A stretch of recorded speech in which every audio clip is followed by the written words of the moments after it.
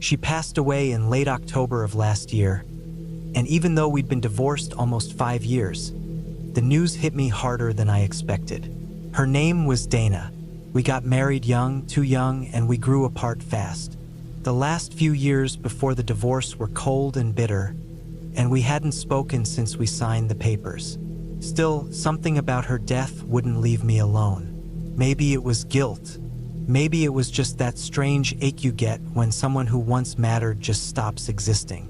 She died in a car crash off Highway 43 in northern Idaho, alone. It was a clear night, no rain, no ice, just a curve she must have taken too fast and a patch of gravel that spun her out into a tree. The funeral was small. Her sister sent me the notice out of courtesy, I think. I didn't go. A few months after, I got a letter from her lawyer. Nothing dramatic, just a note saying Dana had kept the old cabin we used to visit together during our short marriage. A place deep in the Sawtooth Woods, past Shaver Creek, and in her will, she left it to me. No one else wanted it. No kids, no close family. I hadn't thought about that cabin in years, but suddenly I could see it plain as day. The dull green paint, the peeling window frames, the metal chimney leaning a bit too far to one side. I waited until early spring to go back.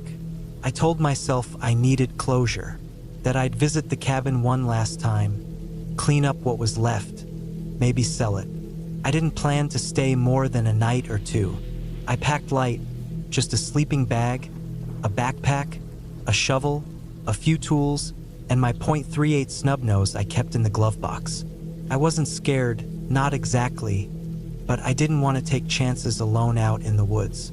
It took nearly 6 hours from Boise, most of it winding through back roads with bad signage and worse maintenance.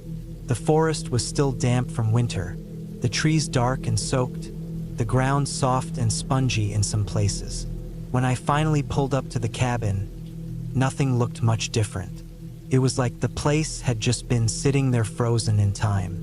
There were moss-covered steps leading up to the porch, the same crooked door with the brass knob that always stuck in the cold. I parked a few feet off the gravel path and stood there for a long time before going in. Inside, the smell hit first, mildew and old pine, like wet clothes left too long in a pile.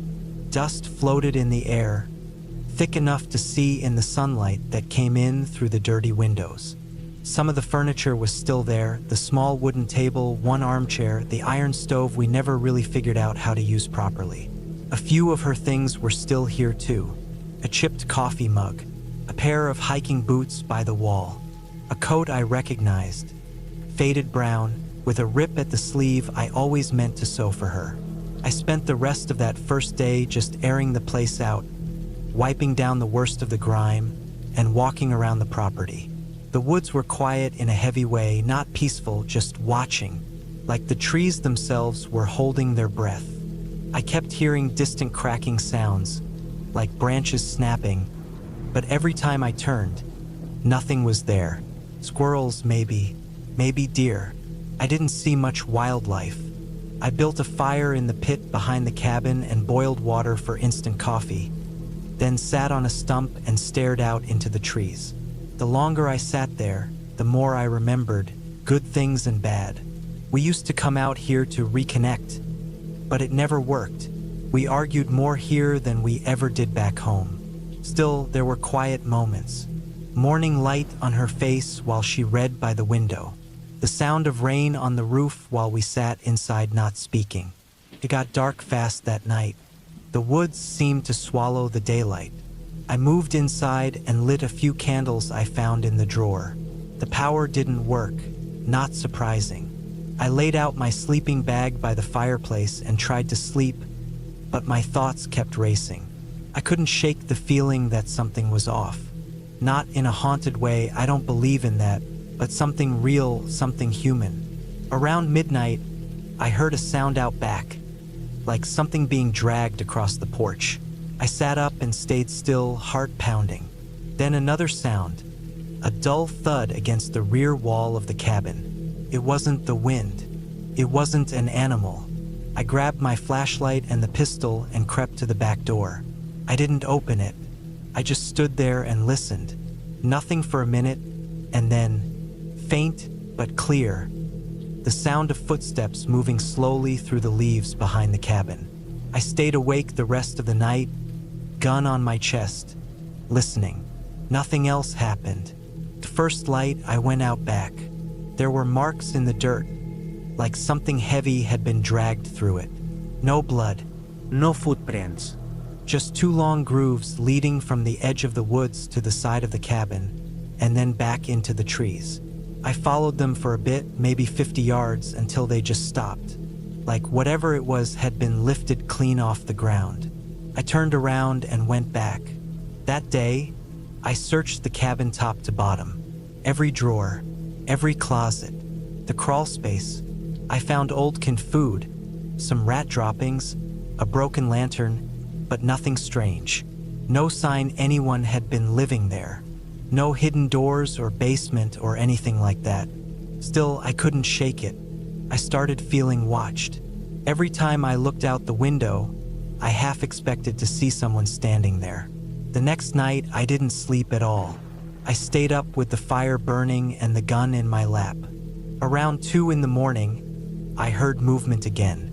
This time closer, right under the window. I didn't move. I didn't speak. I just waited. The sound lasted maybe 10 seconds. Then it stopped. When the sun came up, I made my decision. I wasn't staying another night. I packed up everything and loaded the truck. But before I left, I walked one last time around the property. I don't know why, just habit maybe. That's when I found it.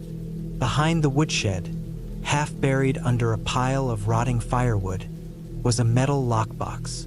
Old, rusted. I hauled it out and opened it with a crowbar from the truck. Inside were photographs, hundreds of them. Most were pictures of the cabin, the porch, the woods, the windows, taken from a distance, some at night, some during the day, some even while Dana and I were here. I saw myself in a few, standing on the porch, chopping wood.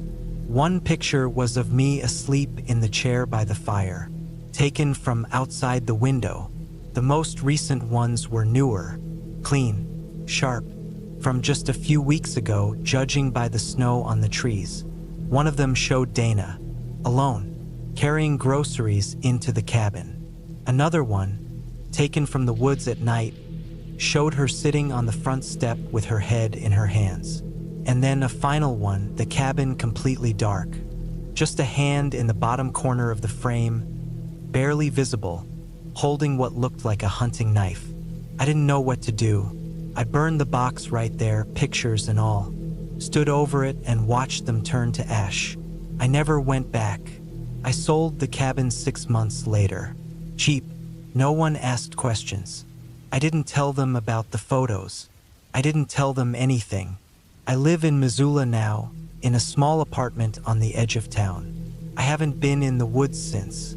Sometimes when I can't sleep, I think about that last picture, about that hand in the frame, and I wonder if whoever took those photos ever left, or if they're still out there watching. Not just that cabin, but others, waiting for someone else to come back.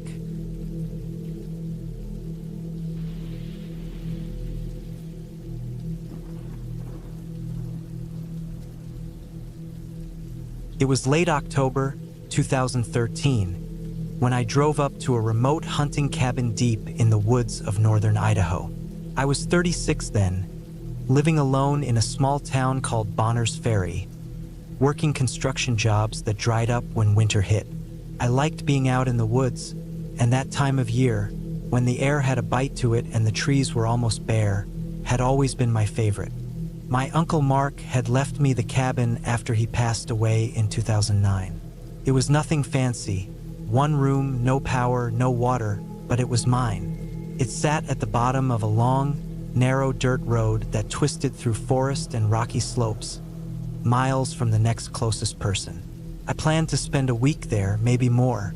I had a tag for elk and another for deer. I brought enough supplies to last me 10 days. Canned beans, trail mix, jerky, coffee, oats, and some instant soup. I brought my .30-06 bolt-action rifle, 2 knives, a water purifier, and enough rounds to last. I also brought my old army cot, a heavy sleeping bag, a propane heater, and a solar-powered lantern. The first 3 days were quiet. I hiked out before sunrise each morning, moved slow, stayed downwind, listened. On the second day, I saw a pair of mule deer does at the edge of a ridge, but I didn't have a clear shot and passed on it. On the third day, I spotted elk tracks not far from a small creek a few miles northwest of the cabin. They were fresh. I followed them until the sun began to drop behind the hills and then turned back. I liked that kind of silence. No truques, no fones, no voices. Just the wind through the dead trees and the crunch of leaves under your boots. But on the fourth night, something felt off. Started just after midnight. I woke up in my cot, stiff from the cold, and reached over to zip the bag higher. I paused when I noticed the lantern light was flickering slightly. It was one of those motion-sensing types meant to save battery. I hadn't turned it on, but I always kept it by the edge of the windowsill in case I needed it quick. The flicker didn't last long, maybe 3 or 4 seconds. Then it clicked off. At first, I thought it was just something falling, maybe a pine cone, a branch, but then I remembered the window by the lantern was closed tight. I sat up slowly, still zipped in, and listened. The cabin was dead quiet, but outside, I thought I could hear something crunching, slow, deliberate, like footsteps on dry leaves. Not a deer. Deer are lighter. This had more weight. I leaned forward and reached for my rifle, keeping my movements small and slow. I sat like that for maybe 5 minutes, staring at the door, listening to nothing but the wind and my own breath. The crunching faded, and after another long while I laid back down, but I didn't sleep much. The next morning, I walked a wide loop around the cabin, looking for tracks. There were a few fresh prints heading south down the slope, boot prints, bigger than mine. They weren't there the day before. I followed them for maybe 20 yards, then they cut into the woods and vanished into the underbrush. They weren't military-style boots or hunting boots like mine. Looked more like work boots, heavy tread, not well kept. Whoever it was had no business being up here. I didn't like that. I spent the day on edge, taking shorter walks and staying close. I didn't hunt that day. I kept my rifle on me the whole time, even while gathering firewood. That night, I stacked one of the chairs up against the inside of the door.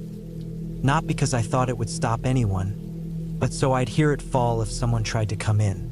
That night, nothing happened. But the next night, I heard it again around 2 a.m. A scraping noise not far from the back of the cabin. Not metal. It sounded like a stick being dragged along the outer wall. Long, slow strokes, then silence. I didn't move. I didn't even breathe heavy. I just lay there in my sleeping bag, eyes wide open, heart racing. It stopped after a few minutes, but that was enough. In the morning, I checked again. No tracks this time, just some scuffs in the dirt under the back window, like someone had stood there for a while. I saw a small piece of torn cloth snagged on one of the window's nails. Gray or maybe dark green, like part of a jacket. That was it. I packed up most of my gear and hauled it to the truck. I wasn't leaving yet, but I wanted to be ready in case things got worse. I kept the bare minimum in the cabin and took my rifle out every time I stepped outside.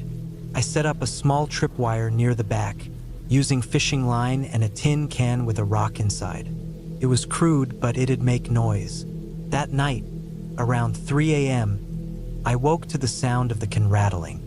It didn't fall, just a quick metal shake, like someone had barely touched the line. I sat up, rifle in hand, heart beating so hard it hurt. The moonlight through the window was weak, but I could just make out a shadow move past the glass, slow, like someone ducking low and trying to peer in. I didn't move. I didn't want to spook them. I waited. After a long time, the shadow disappeared.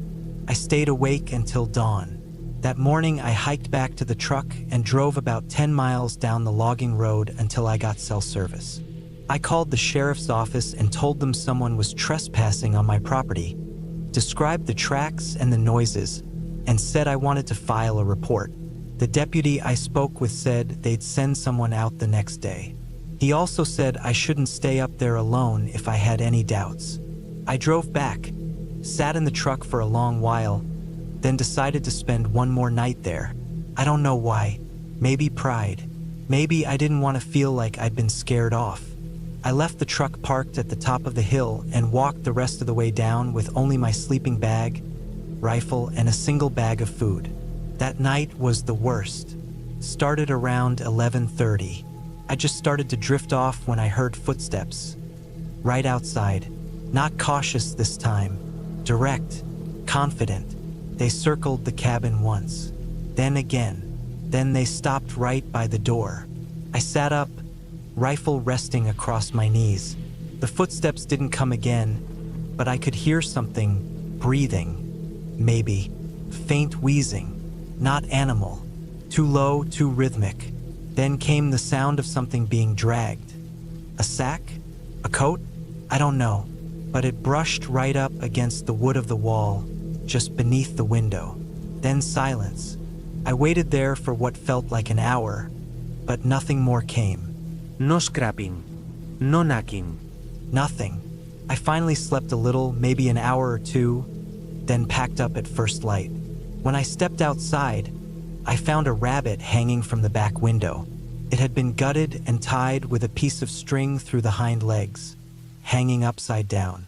The blood had soaked into the wall. I threw it deep into the woods and didn't look back. I left that morning. The sheriff came later that day and walked the property, but didn't find anyone. He said it was probably a poacher or drifter, maybe someone passing through and trying to scare me off so they could use the cabin while I was gone. He told me it was best not to stay up there alone anymore, at least not for a while. I haven't been back since. I still have the keys. The cabin is still mine, but I don't know who was watching me out there. Whoever it was didn't want anything I had. They didn't try to steal the gear or break into the truck or even take the food. They just watched, walked, scraped, hung that rabbit like some kind of message. It wasn't a ghost. It wasn't a monster. It was a person, a real one, and I think that's what makes it worse.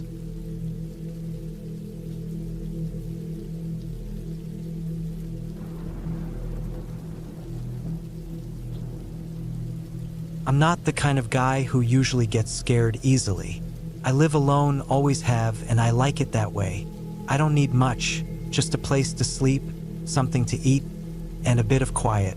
That's why, back in January 2016, I took a long break from work and went up to my cabin in the northern part of Wisconsin. The place isn't fancy. No internet, no neighbors for miles, just trees and the sound of the wind. It's the kind of place most people would call boring, but to me, it's perfect. I needed the space to clear my head after everything that had been piling up at home. The cabin was something I'd fixed up over the years. My dad left it to me when he passed. It sits on the edge of a frozen lake, and in the winter, the whole place gets buried under snow. You don't just casually visit that area unless you know where you're going. The only way in or out during deep winter is a snowmobile or a four-wheel drive truck with tire chains. I had both. I got there just before a storm rolled in. The roads were already covered with slush, and the trees on either side of the narrow trail looked like they were bowing under the weight of the snow. I parked the truck in the usual spot, a little clearing to the side of the cabin, and unloaded my gear. Food for 2 weeks, a propane heater, batteries, my rifle, firewood. It was a whole process. I liked being prepared. The first few days were quiet. I chopped some more wood, cleaned the chimney, and read a few old books I'd left up there. I cooked simple meals, mostly out of cans and dry goods. I hiked around during the day with my snowshoes, just exploring the area again, and at night I'd sit near the fire, listening to the wind rattle the window panes. It was about 5 days in when things started to feel off. That morning, I got up and went outside to check the snow depth and clear a path to the shed where I kept extra fuel. It was cold, really cold. The kind where your breath instantly fogs up and frost forms on your eyebrows. While walking around the side of the cabin, I noticed something strange. Tire tracks. They weren't mine. They were fresh, clean tracks leading right up to the edge of the tree line, maybe 30 feet from the cabin. They hadn't been there the day before, I was sure of that. The pattern was different from my trucks. They were narrower and they stopped just inside the woods, like whoever had come through didn't want to get too close. But the odd part was there were no footprints in the snow, just the tires. It was like the driver had stopped and just sat there. I stood there for a while, breathing heavily in the cold, trying to make sense of it. I even followed the tracks a little into the trees. After about 20 feet, they disappeared like the person had turned around, but I never heard another vehicle. Not out there, not in that silence. I didn't think too much of it right away. Maybe it was a hunter who'd gotten lost or someone checking out the area. But still, it got under my skin. Why stop and not come closer? Why no footprints? That night, I couldn't sleep well. I left the heater running low, kept the fire going.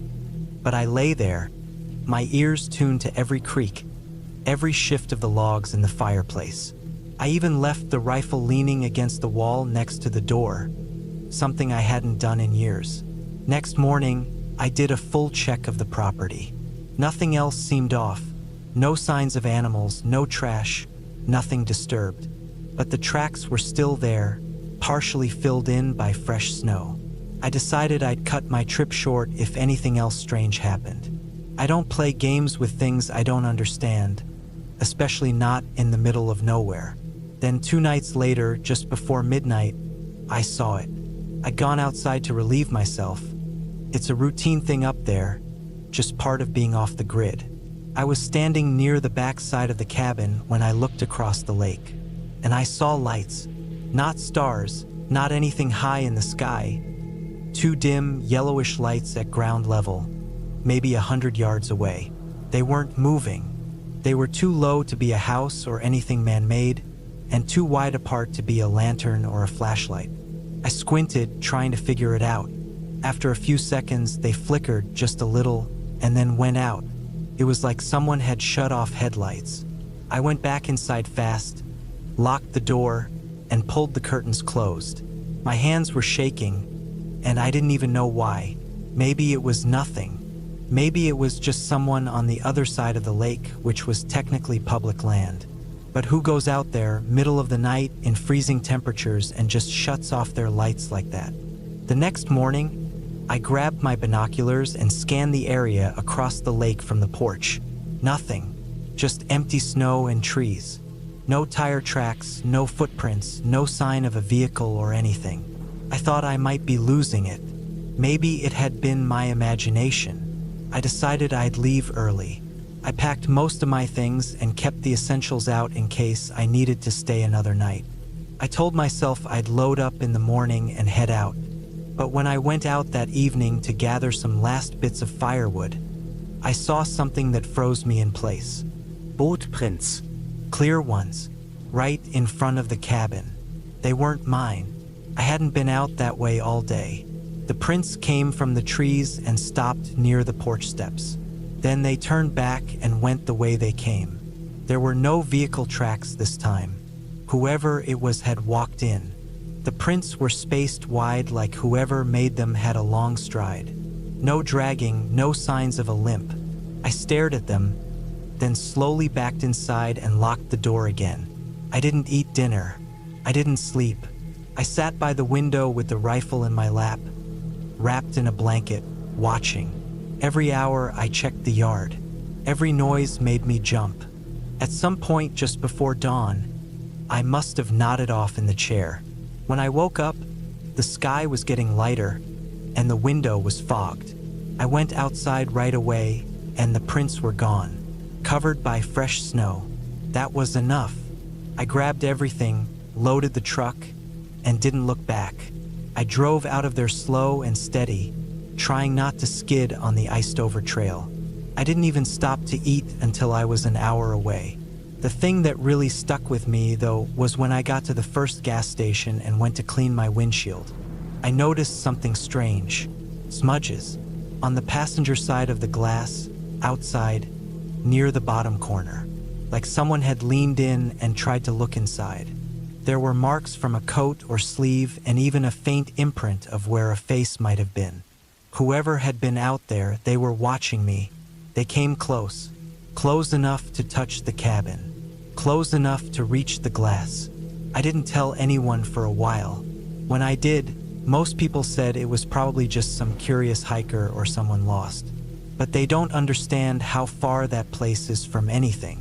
You don't just wander out there.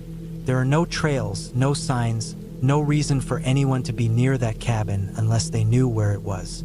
I still go up north sometimes, but I've installed cameras now.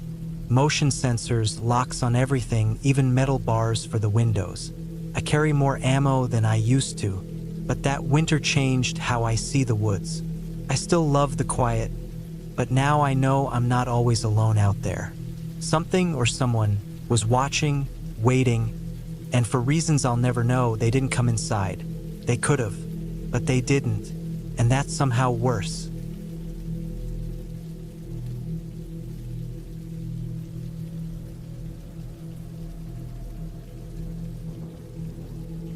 I was 32 when I decided to spend a week alone in a cabin I had bought the year before. It was in northern Arizona, about 2 hours northeast of Payson, tucked into a thicket of pines at the edge of an old cattle trail. The area wasn't well known, and the cabin was on a rough dirt road only the locals seemed to know about. It had no cell service, no internet, and the nearest neighbor was a retired welder named Bud who lived 3 miles downhill. He used to check in on the property when it sat empty.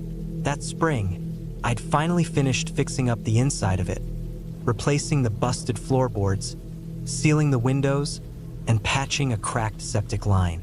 I figured it was time to spend some real nights out there and see how it felt. I packed up my truck with enough food for 10 days, brought my rifle just in case I ran into anything, bears or wild dogs, and headed out on a Wednesday morning in early April. It had just rained a few days before, so everything smelled clean. The road was still damp and soft in places, but the truck didn't have a problem. When I finally reached the cabin, I unlocked the gate, pulled up the gravel drive, and parked under the lean-to. The air was cold and quiet. The wind passed through the trees in long, slow waves. No birds, not even the usual blue jays that screamed all day long. I figured they were just elsewhere. The first few days were peaceful. I split firewood, read an old paperback I found in town, and cooked on the wood stove at night.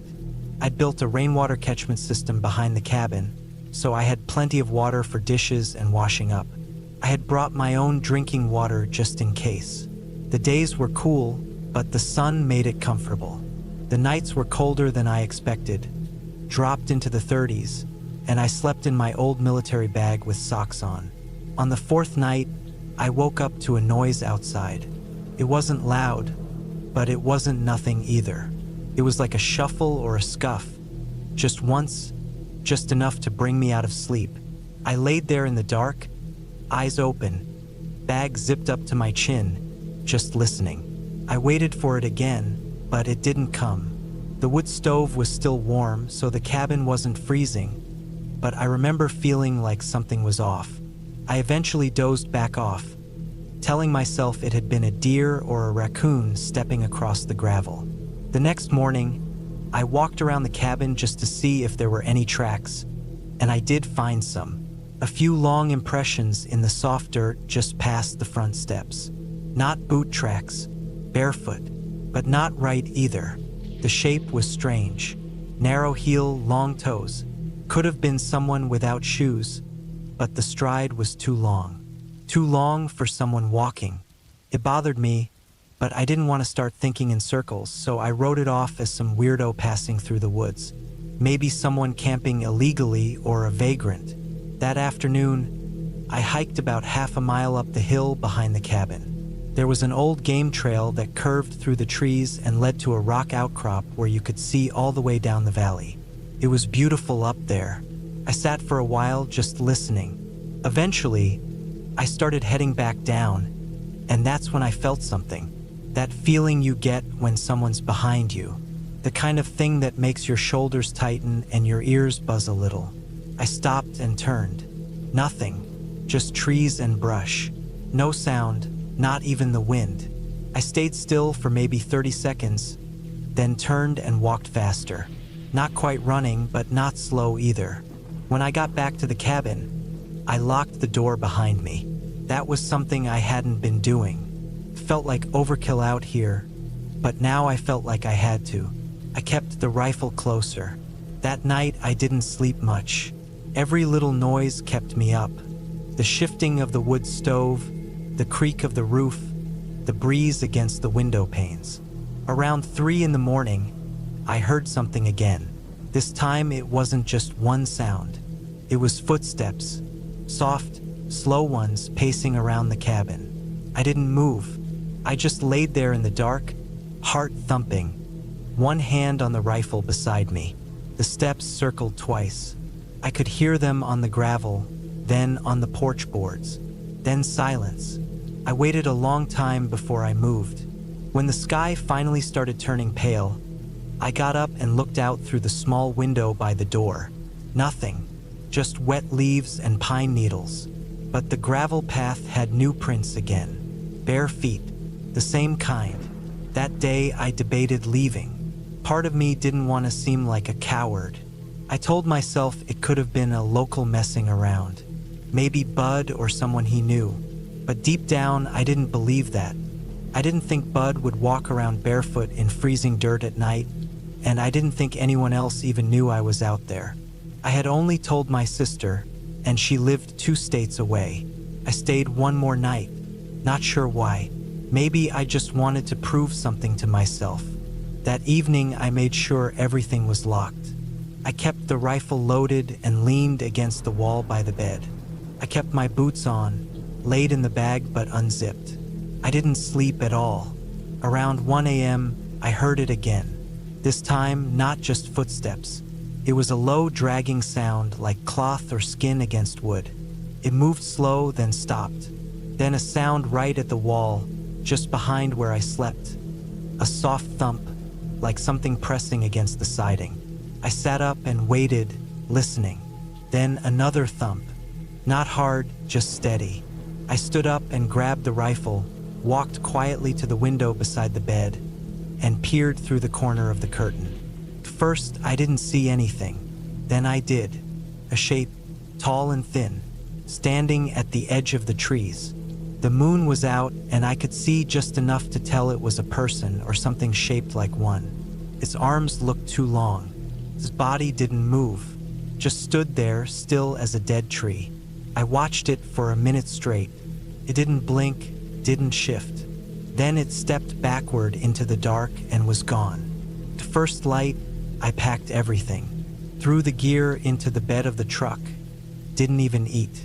I didn't clean the place up. Just left. I drove the 2 hours back to town and never looked back. Later, I called Bud from a payphone and told him something weird had been on the property and that I wouldn't be going back for a while. He didn't seem surprised. Just said, "Yeah, a lot of strange things up there." A few weeks later, I got a call from him again. He said someone had broken into the cabin. Door was cracked open, mud all over the floor, food gone. Nothing else taken, just food and water. He fixed the lock and said he'd keep an eye on it. I told him thanks, but that I'd probably sell the place. I haven't been back, not even close. I drive around that part of Arizona when I need to get through. The cabin's still there. I checked online once. Listed as off-grid with character. Every now and then I think about those prints in the dirt, about the way that things stood still in the trees. Part of me thinks it was a person, some tweaked-out drifter or someone living wild in the woods. But another part of me thinks it wasn't. I don't use the word skinwalker because I don't believe in that stuff, but I know what people mean when they say it. I know what I saw didn't feel human. I try not to think about it too much, but I lock my doors every night now, even in the city. I sleep lighter than I used to, and I don't go camping alone anymore.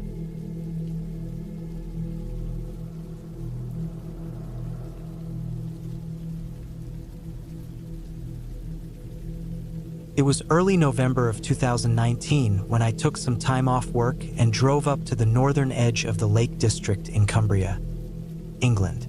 I had just turned 32 and was working in Sheffield at a warehouse job that was slowly eating away at my sanity. A close friend had given me the keys to his grandfather's old cabin that hadn't been properly used in years. He told me I could spend as long as I wanted up there and that it was the perfect place to shut everything out. The cabin was deep in the woods near a small, quiet village called Mosedale. I'd never heard of the place before. It wasn't far from Skiddaw and surrounded by thick pines and a narrow stream that curved past the rear end of the cabin. There wasn't any proper road leading right up to it, only a rocky footpath that started about a quarter mile from where I had to park my car. It took me 2 trips to get all my supplies from the car to the cabin. I brought canned food, bottled water, a sleeping bag, a small gas burner, a portable lantern, and a backpack full of clothes. The cabin was rough but solid. The roof was intact, the floorboards were dry, and the little fireplace in the corner still had old ashes and a few blackened logs in it. There was a small wooden table, a single chair, and an old, dust-covered sofa that smelled faintly of mildew. I cleaned up as much as I could the first day. I left the door open to air the place out and let some light in while I unpacked. The first night passed without much trouble. I sat outside with a thermos of tea, listening to the wind move through the trees and the occasional call of an owl far off. The silence was comforting at first, the kind you forget exists when you've lived in the city too long. I slept on the sofa, using my rolled-up jacket as a pillow. The cold bit through the walls a little, but I was warm enough inside the sleeping bag. By the 3rd day, I started walking the surrounding woods.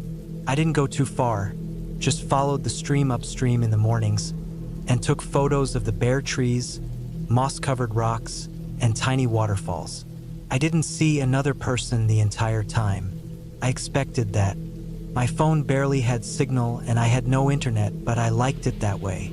I read paperbacks by candlelight and spent evenings watching the smoke curl out the chimney while the sky went dark earlier and earlier each day. On the 4th night, things started to feel different. I had just climbed into the sleeping bag when I heard something outside. It was just after midnight, and the fire had died down to a red glow. I heard what sounded like footsteps moving slowly across the gravelly path that led up from the woods. It wasn't a deer or a fox. I knew the sound of cautious, deliberate steps. It was too light to be a heavy animal and too slow to be anything running away. I stayed completely still and listened. The steps stopped just outside the front door. I didn't move. I held my breath and stared at the shadows on the wall. The door was bolted shut, but there was a gap between the curtain and the edge of the window. I waited like that for what felt like 20 minutes before I finally sat up and peeked through the crack. I saw nothing. The next morning, I checked around outside. There weren't any obvious footprints, just some scattered leaves and wet grass. I told myself I probably imagined it. Maybe a branch broke and rolled. Maybe a fox came close. But I kept the axe a little closer to the sofa that night. I didn't sleep as well. On the 6th day, I saw her. I was walking down by the stream again, following it downstream this time. I got further than I had before, probably a mile or so. The sky was dull and overcast. A light mist had settled on the woods, and everything looked a bit washed out. I stopped when I saw something pale between the trees ahead. At first, I thought it was a stone or a patch of birch bark, but when I stepped closer, I realized it was a woman. She was standing completely still, maybe 30 meters away, facing my direction. She was wearing a gray coat that looked worn out and soaked at the bottom. Her face was pale, with shoulder-length black hair that looked tangled and dirty. She wasn't moving at all. Her arms hung by her sides, and her shoes, if they were shoes, were caked in mud. I didn't wave or say anything. I just stared. I was too far to see her expression, but I could tell she was watching me. She didn't move, not a single twitch, not even when I took a step back. I turned around and walked away, calmly at first, then quicker. I didn't want to run in case she followed me, but I kept checking over my shoulder the whole way back. I didn't see her again that day. That night, I barely slept. I lit the fireplace early and kept the axe next to me again. The wind picked up and whistled through the trees all night. I couldn't stop thinking about the way she just stood there, alone in the forest. No bag. No expression, just still. The next day, I decided to stay inside. I locked the door and kept the curtains shut. I didn't want to admit it, but I was afraid. What if she came closer this time? What if she was just someone from the village, wandering through the woods? But something about her didn't feel right. Not in a ghostly way, just in a real, physical, dangerous way. Like someone not fully there. Around 4 in the afternoon, I looked out the back window. She was standing across the stream behind the cabin. This time I was closer. I could see her better. She still hadn't moved. Her coat looked dirty, almost stiff, like it had dried mud crusted all over. Her eyes were wide, but it was her mouth that bothered me the most. It wasn't open, but it looked stretched too tightly across her face, like she was forcing herself to hold something in. I stayed frozen for 10 full minutes. Then I closed the curtain and backed away. That night, I didn't sleep at all. I kept the lantern lit and sat at the table with the axe. Every creak of the wind or groan of the trees outside made me flinch. I thought about leaving, walking back to the car in the middle of the night, but I was too afraid of what might be out there in the dark.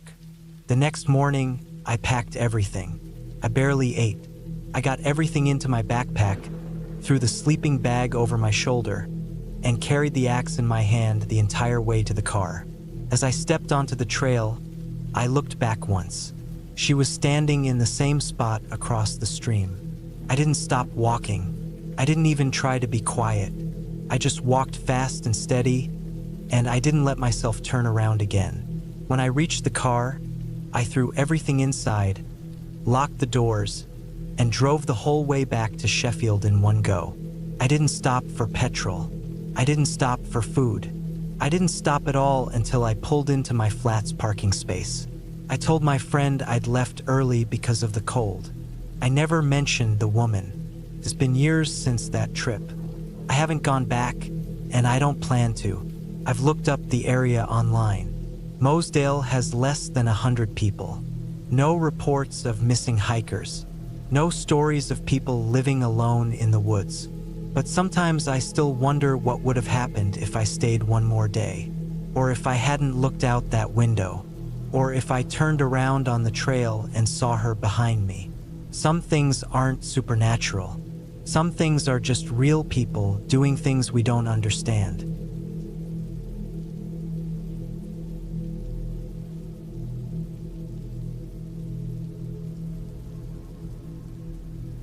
I was 34 when I decided to take some time off from work and get away from everything. It was 2021, and I'd been working remotely for over a year from my apartment in Dallas, Texas.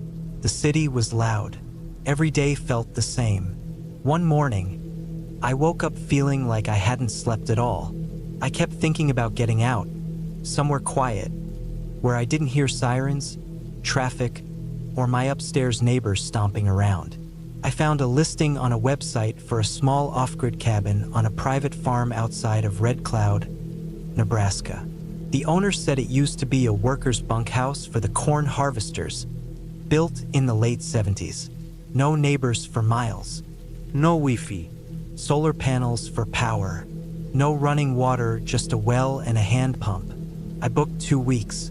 When I got there, I remember how the air smelled different. It was thick with the scent of damp earth, hay, and manure, but not in a bad way. It was just real. The main farmhouse was way down the gravel road, and the cabin I rented was far off the back end of the property, near a dried-up creek and a rusted fence line that separated the cornfield from a patch of woods. The cabin was small, just a single room with a cot, a wood stove, a desk, and a tiny kitchenette. The windows had thick, dusty curtains. There were rat traps in the corners.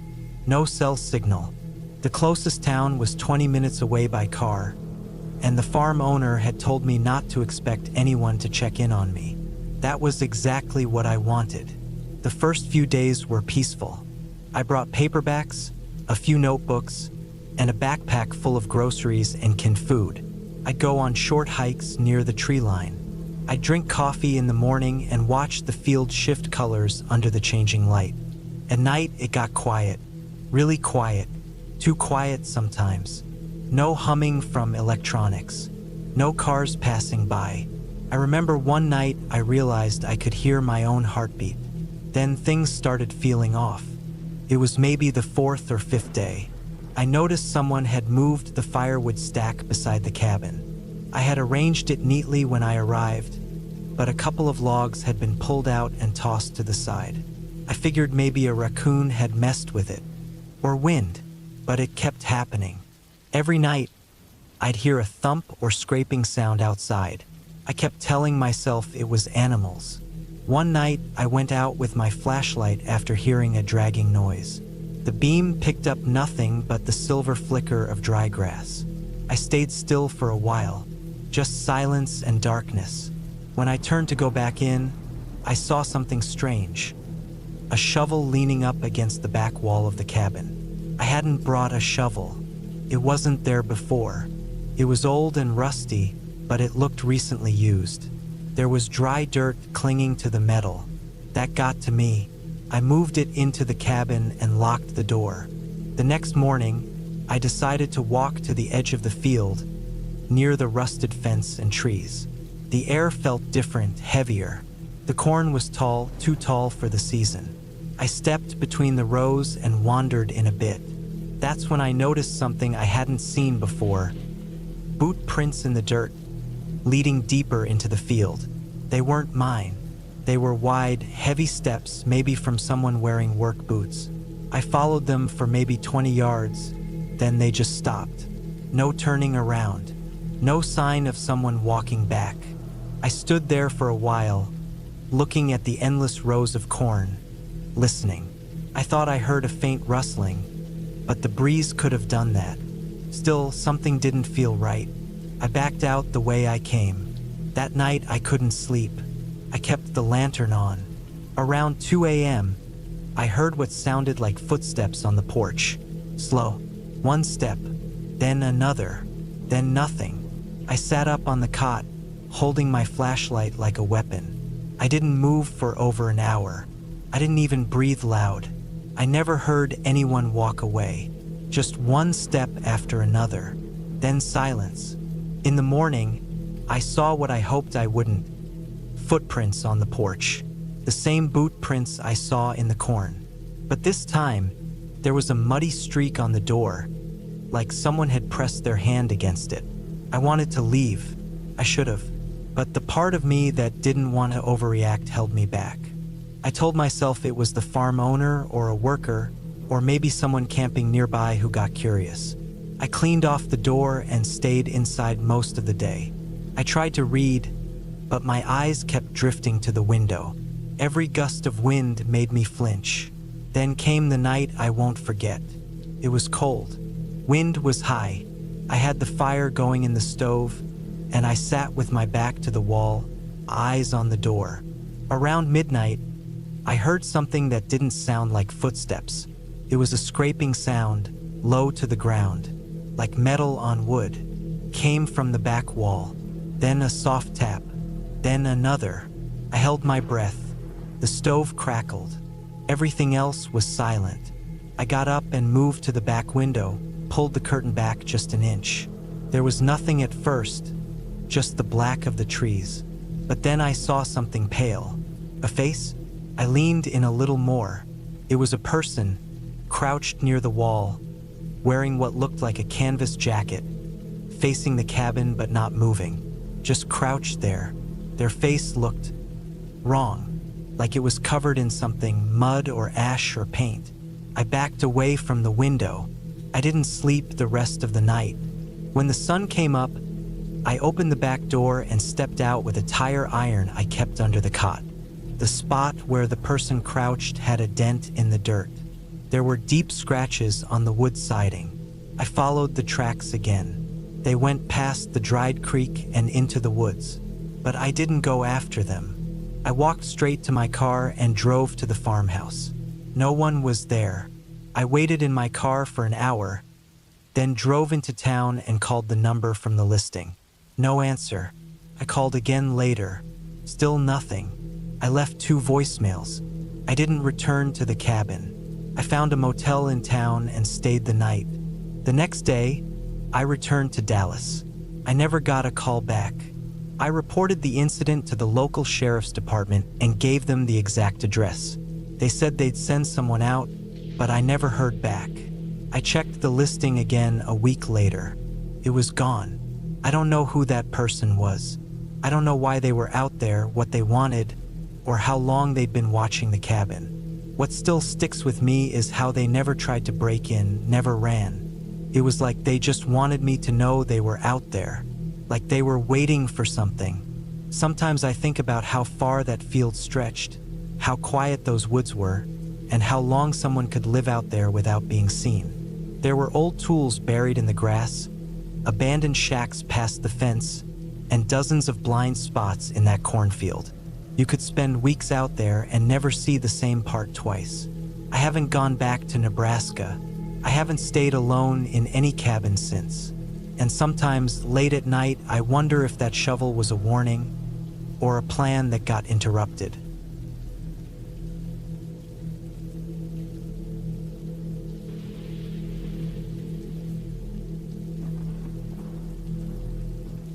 It was late October 2013. I was 34 then, working long hours in a small garage on the outskirts of Missoula, Montana. I'd been going through a rough stretch, burned out from work, tired of people, just needing some space. One weekend, I decided to take a solo trip up into the hills northwest of town, out past the gravel roads and thinning trees, into an area I hadn't visited since I was a teenager. I packed some gear into the back of my pickup, filled a cooler with food and water, and threw in my old sleeping bag. I didn't have a real plan, just figured I'd sleep in the truck or pitch a tent if I had to. About 2 hours up the trail, if you could call it that, I spotted a collapsed fence and what looked like the corner of a building just beyond a patch of overgrown scrub.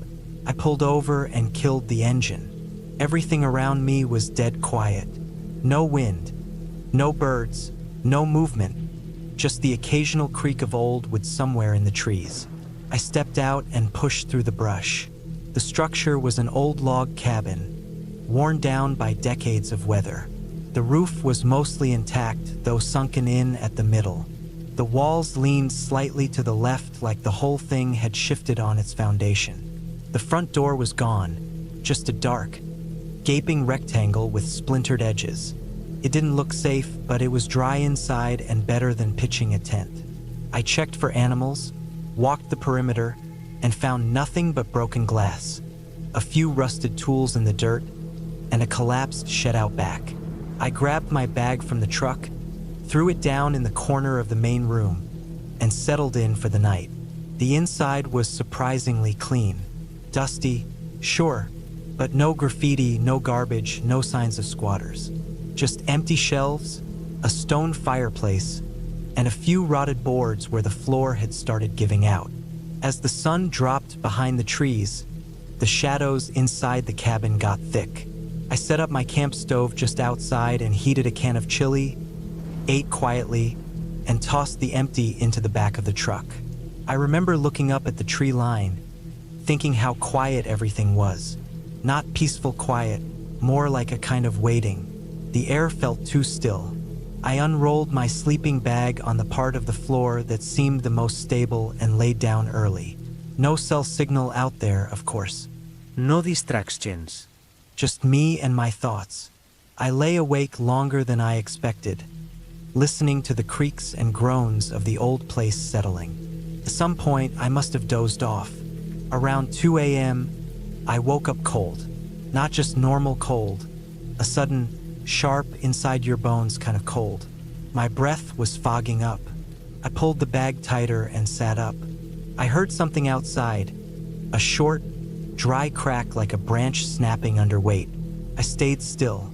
Another one came, farther off, followed by 2 soft thuds like footsteps through heavy brush. It wasn't a bear. Bears aren't that quiet. Whatever it was moved slowly, not crashing, not fleeing. Just careful, deliberate steps circling the area. I stayed perfectly still, ears straining. Then nothing. Dead silence again. I didn't sleep much the rest of that night. Every sound felt amplified. The wind tapping loose boards, small things scratching against the outer wall, the occasional groan of the wood under me. I waited until first light before crawling out of the bag and stepping outside. There were footprints in the dirt. Not boots, shoes, wide soles, deep tread, a pattern I didn't recognize. They circled the truck and then vanished into the scrub on the far side. I looked around but didn't see anyone. No movement. No vehicle tracks besides mine. I took a quick piss behind a tree, then packed up my gear. I almost left right then, but I told myself maybe it was a hiker or a hunter passing through. Maybe just curious. Still, something about the prints bothered me. They were too clean, too deliberate. Like someone had walked around just to look at the cabin and the truck, then left. I told myself I'd stay one more night. Just one. I moved my sleeping bag to the back of the truck, left the tailgate down, and figured if I had to leave fast, I could. I kept a crowbar under my seat and pulled it out, just in case. That night, I kept a small lantern burning in the truck bed and sat up watching the tree line. For hours, nothing happened. I started thinking maybe I'd overreacted. But then, sometime after midnight, I heard it again. That same slow crunching in the brush. Not close, not far. Just enough to keep me tense. I clicked off the lantern and sat motionless, eyes fixed on the trees. I couldn't see anything, but I could feel someone out there. The footsteps stopped, then started again, this time on the other side. Whoever it was moved around the edge of the clearing but never came into view. I stayed like that, frozen, until it stopped again. No sound, just the night. Then, after maybe 10 minutes of silence, I heard something scrape along the cabin wall. A long, slow drag like metal on wood. Then nothing. At first light, I got out and walked the edge of the clearing. I found more footprints, this time closer, near the cabin door around the back corner. There were marks on the wood, long scrapes in the wall, too high for an animal. I followed them to the far side and found an old axe head stuck into a stump. No handle, just the rusted steel buried deep. I hadn't seen it the day before. That was it. I packed everything, tossed it in the truck, and drove out. Fast. I didn't stop until I hit the main road. A few weeks later, I was back in town, and curiosity got the better of me. I asked around about the cabin. One of the older guys at the shop, Pete, said it sounded like the Miller place. He told me the property had been empty for decades. Said the old man who owned it died sometime in the 70s, and the family left it to rot. But then he said something that stuck with me. Said folks around there didn't go up that way much anymore, not since a few weird things had happened in the early 2000s. A hunter had gone missing near the ridge. A group of hikers found a campsite torn apart. Nothing stolen, just gear thrown around like someone had searched it. I never went back. There was no ghost, no demon, no supernatural bullshit. Just something or someone living out there, moving quiet, watching. I think about that sometimes. The way the cabin seemed clean. The way the footprints circled without ever getting too close. The way the axe head appeared without a sound. Someone's still using that place. Not living in it, maybe, but using it. And they don't want anyone else there. I still get a knot in my stomach thinking about it. It wasn't loud. It wasn't violent. It was slow, quiet, patient. And that's what made it worse. Felt like I was being sized up, watched, tested. And I think if I had stayed just one more night, I wouldn't be writing this now.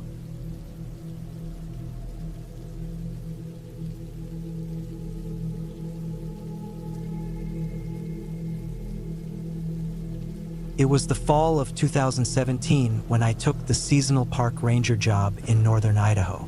I was 28 back then, just looking for something different after years of working in a windowless office in Boise. The idea of spending a few months in the woods sounded like a good reset. They assigned me to a remote part of Clearwater National Forest, about a 2-hour drive from the nearest town, Pierce. The area had spotty reception, barely any visitors, and a single small ranger station with a wood stove, a cot, a radio, and not much else. The station was technically a cabin. It was built in the late 1950s and had seen better days. The logs were weathered and gray, the windows rattled in the wind, and the back porch sagged under its own weight. There was no running water, just a hand pump out front, and power came from a generator I had to refill daily. But I didn't mind any of that. In fact, I liked it. The silence out there felt like something you couldn't buy in the real world. Everything was still. Everything had its own rhythm. I'd spend my days hiking the boundaries, checking the trail markers, watching for fires or broken branches, writing my reports by lantern light. The only road in was a long gravel stretch through the trees that twisted and narrowed the farther it went. Most of the time, I didn't see a single soul for days. A few hunters came through in early October, but they mostly stuck to the southern ridges. The rest of the time, it was just me, the trees, and whatever animals were nearby. Some nights, I'd hear elk bugling in the distance. Other nights, I'd hear twigs snapping near the cabin and just assume it was deer nosing around. But one night, I think it was October 18th, I started to notice something was off. Started small. That evening, I came back from a long patrol of the Western Trail Loop. It was around 6:30 p.m., already going dark, and I noticed something strange. The cabin door was cracked open. I never left it like that. I always locked it behind me, even though no one was ever around. I had the key on a clip on my belt, and I used it every single time. First, I thought maybe I'd just forgotten. I was tired. Maybe I didn't lock it right. But once I stepped inside, things felt different. My coffee mug was sitting in a different place on the table. The cot blanket was shifted slightly, like someone had sat on it. I didn't want to jump to conclusions, so I told myself I'd just been careless. I latched the door, bolted it from the inside, and kept the lantern burning a little longer than usual that night. 2 days later, it happened again.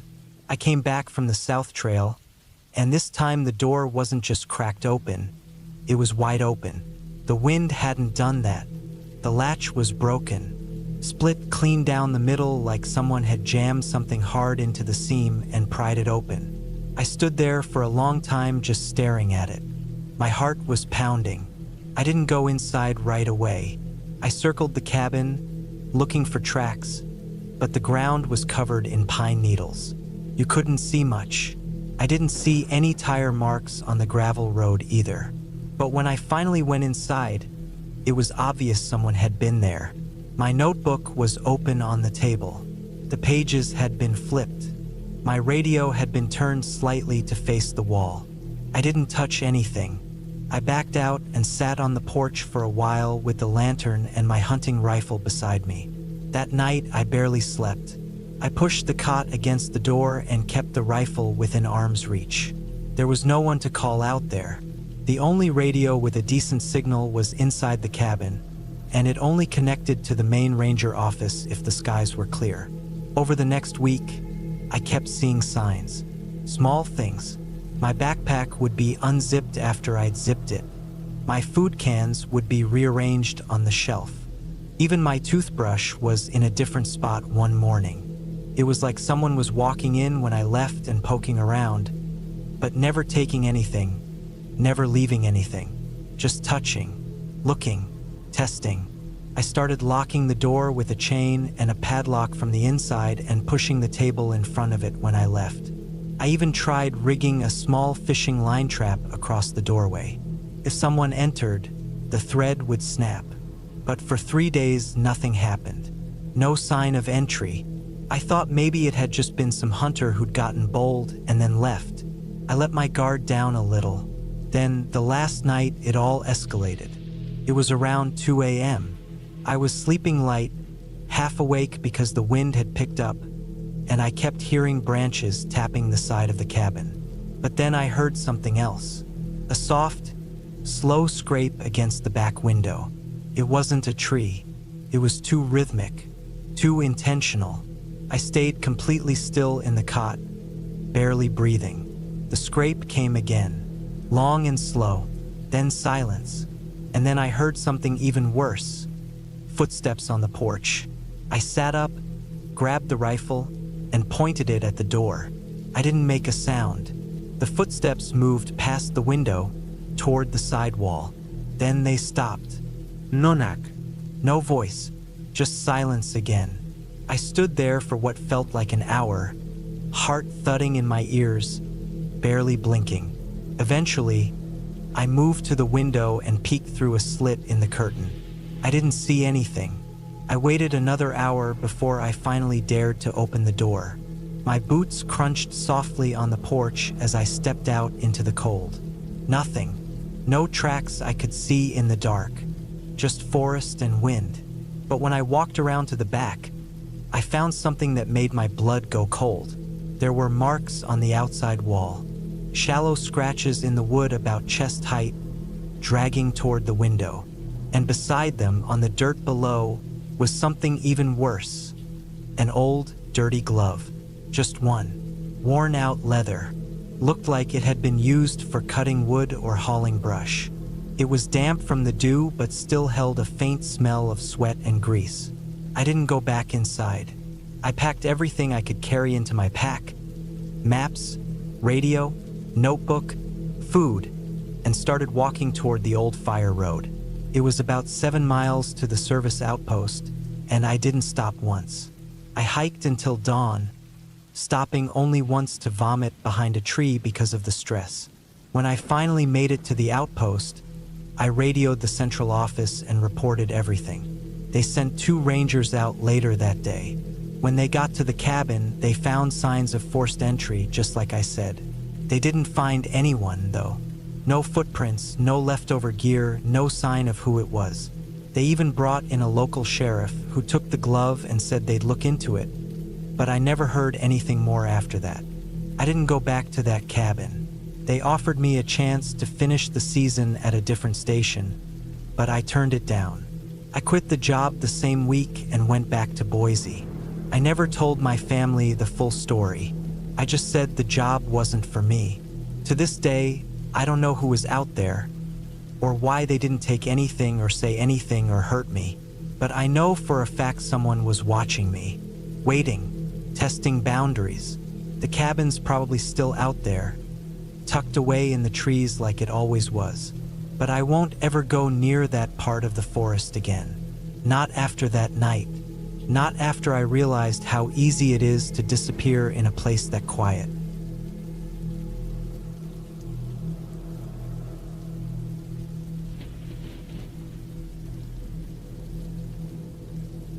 It was late October 2019 when I took a break from everything. I had just turned 32, and things had been piling up. Work stress, family pressure.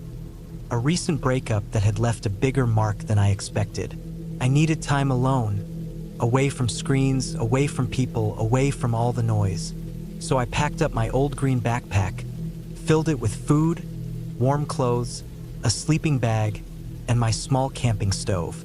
I also brought along a basic hunting knife, a flashlight with extra batteries, and a tin box with matches.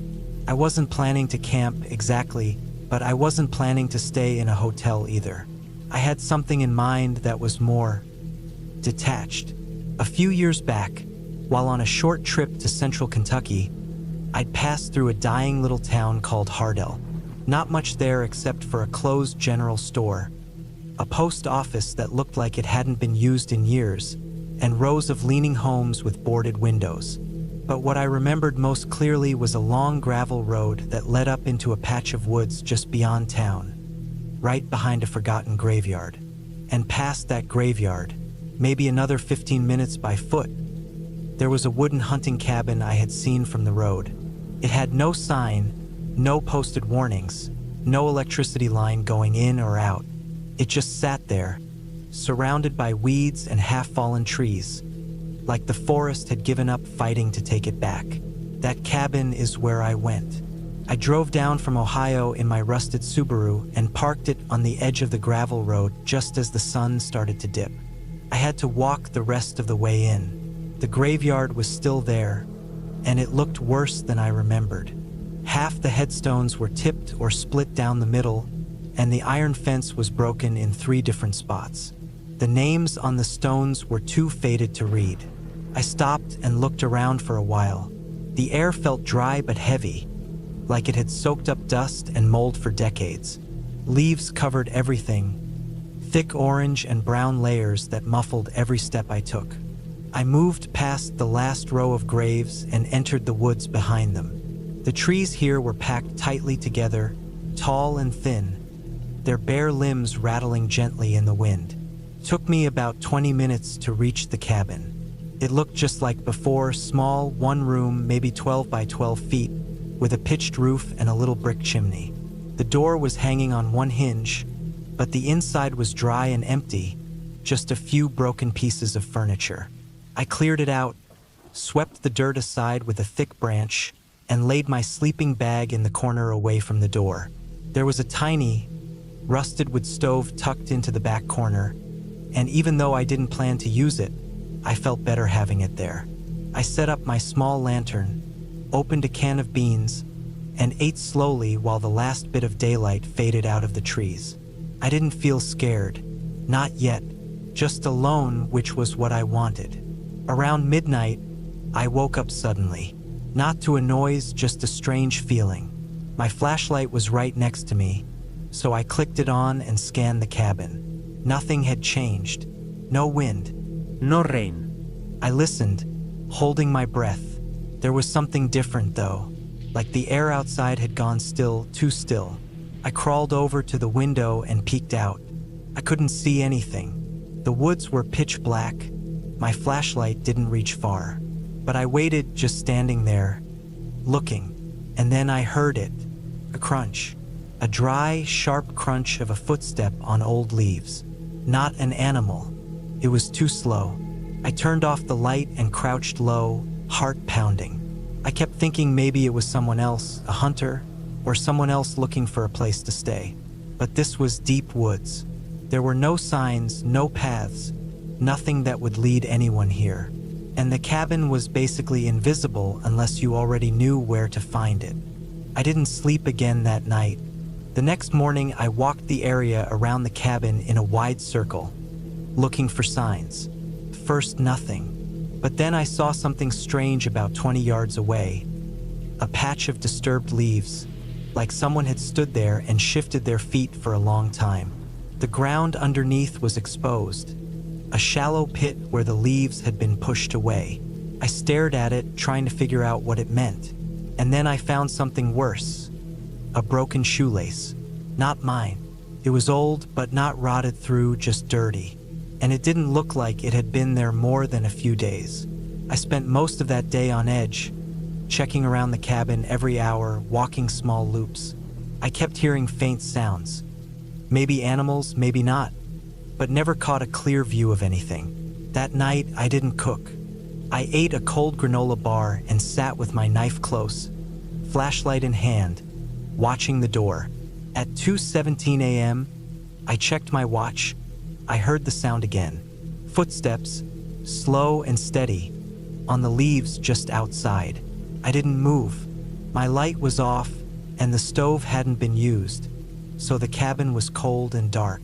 I sat frozen in my sleeping bag, every muscle stiff. The footsteps moved past the window, right by the side of the cabin. Then they stopped. I didn't hear anything for nearly 5 minutes. And then the doorknob creaked.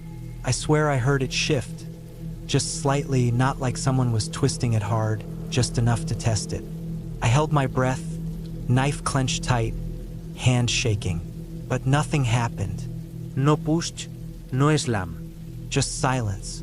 Then the steps moved again, away this time. Fainter and fainter until they were gone. The next morning, I didn't pack up. I didn't run. I just walked straight back toward the graveyard, moving slowly, quietly, looking behind me every few minutes. I didn't stop to look at the headstones this time. I just walked past them and kept moving until I saw the car. I sat inside for over an hour before I started the engine, doors locked, eyes on the mirror. Even after I got home, I couldn't let it go. I tried to talk myself down. Maybe it was a drifter or a hunter, someone else sleeping rough. But the way they moved, the way they just stood outside, it felt different. I started searching online, digging through old forums, local newspapers, and after hours of clicking and reading, I found something. Back in the 90s, a man named Lawrence Bridgemore had been squatting in those woods, just north of Hardell. He was a loner, lived off the grid, didn't talk to anyone. One day, a group of teenagers found a camp, tents, tarps, bones. Not animal bones. They said it was human remains, but the police never confirmed it publicly. Bridgemore disappeared after that. No arrest, no body, nothing. Just vanished. The most disturbing part? The police said the campsite was found near an old hunter's cabin. No coordinates listed, but someone in the comments described it as the one past the graveyard, where the trail fades out. Same place. I never went back to that cabin. Never told anyone in my family what really happened out there. But every October, when the air gets dry and cold, and the leaves start to fall, I sometimes wake up in the middle of the night, heart racing. And I wonder if I'd stayed just one more night. If I had lit the stove, made noise, left my guard down, what would have happened? Whoever that was, they weren't trying to scare me. They were trying not to, and that's what scares me the most.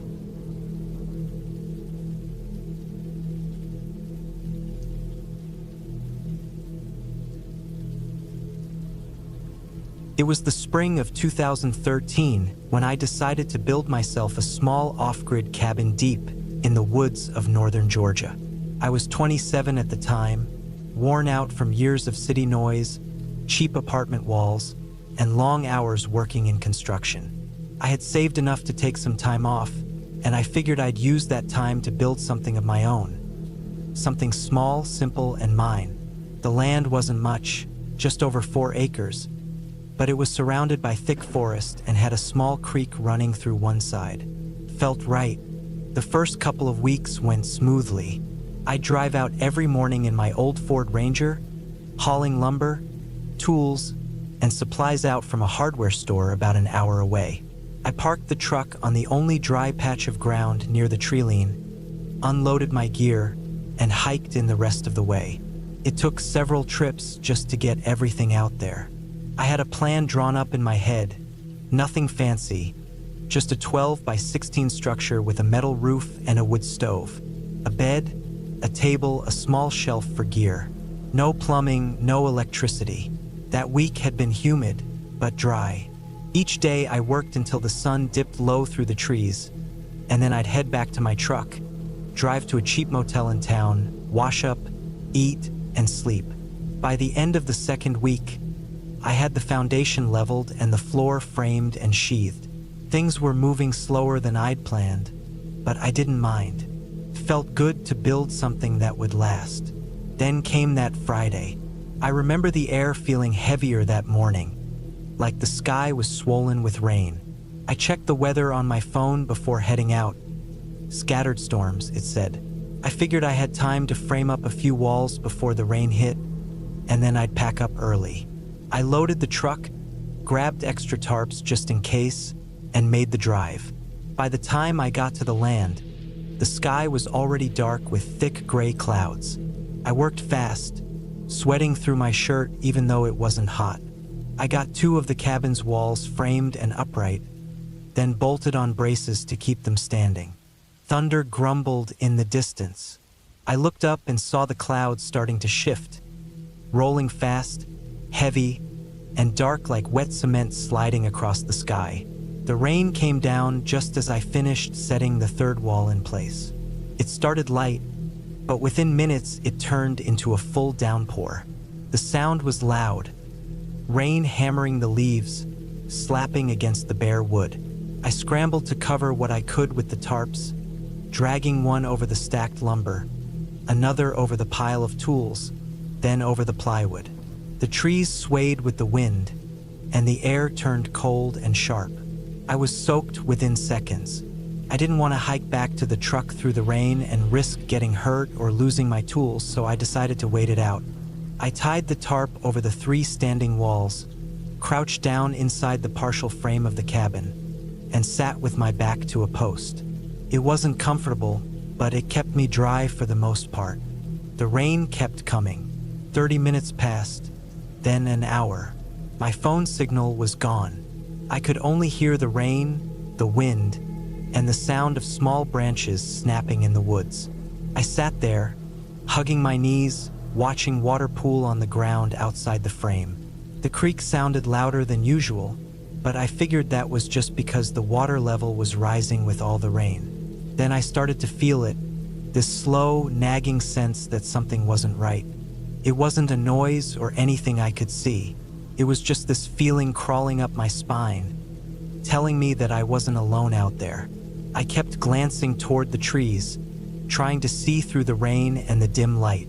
Nothing moved, but the feeling wouldn't go away. I told myself I was just on edge because of the storm. I hadn't eaten much that day, and I was tired. Still, I couldn't shake the thought that someone, or something, was watching me from the trees. The woods around the cabin were thick, and the ground was uneven with old stumps and undergrowth. If someone wanted to hide, they could do it easily out there. I sat there for another hour, soaked and shivering, until I finally made up my mind.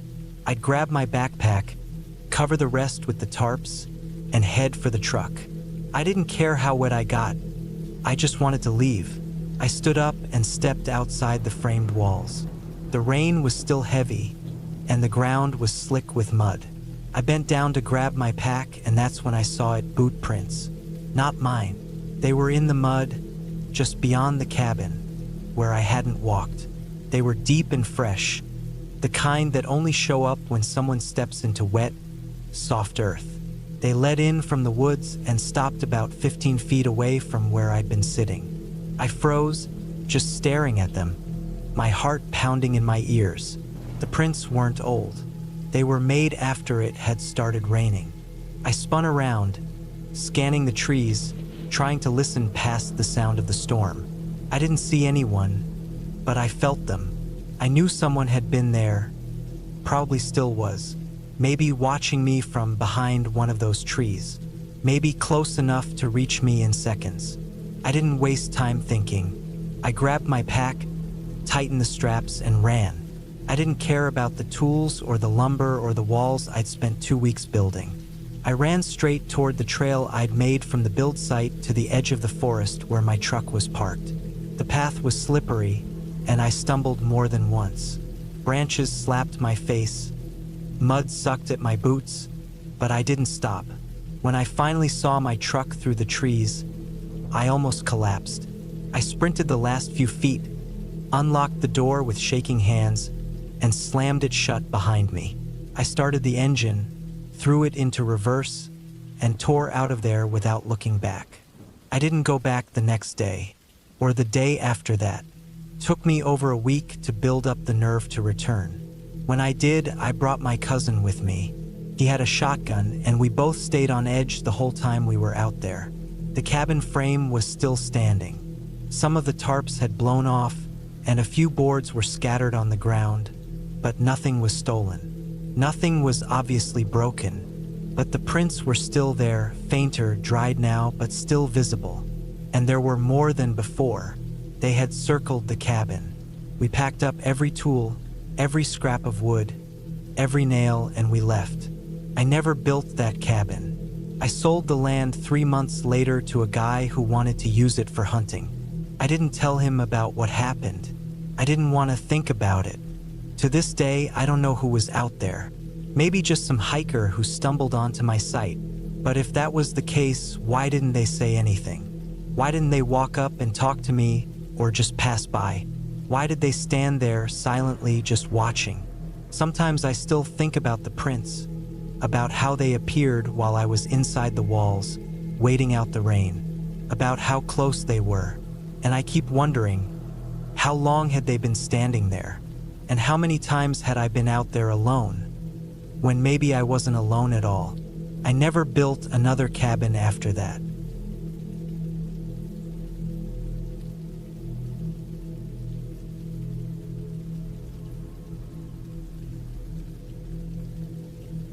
It was late October of 2013 when I decided to head up to a small cabin I'd been fixing over the past few months in northern Idaho, near Clearwater National Forest. I was 35 back then, single, no kids, and I had been working a stressful job for too long without a break. The cabin wasn't anything special, just a little one-room wooden box up in the hills, barely any insulation, no running water, no power.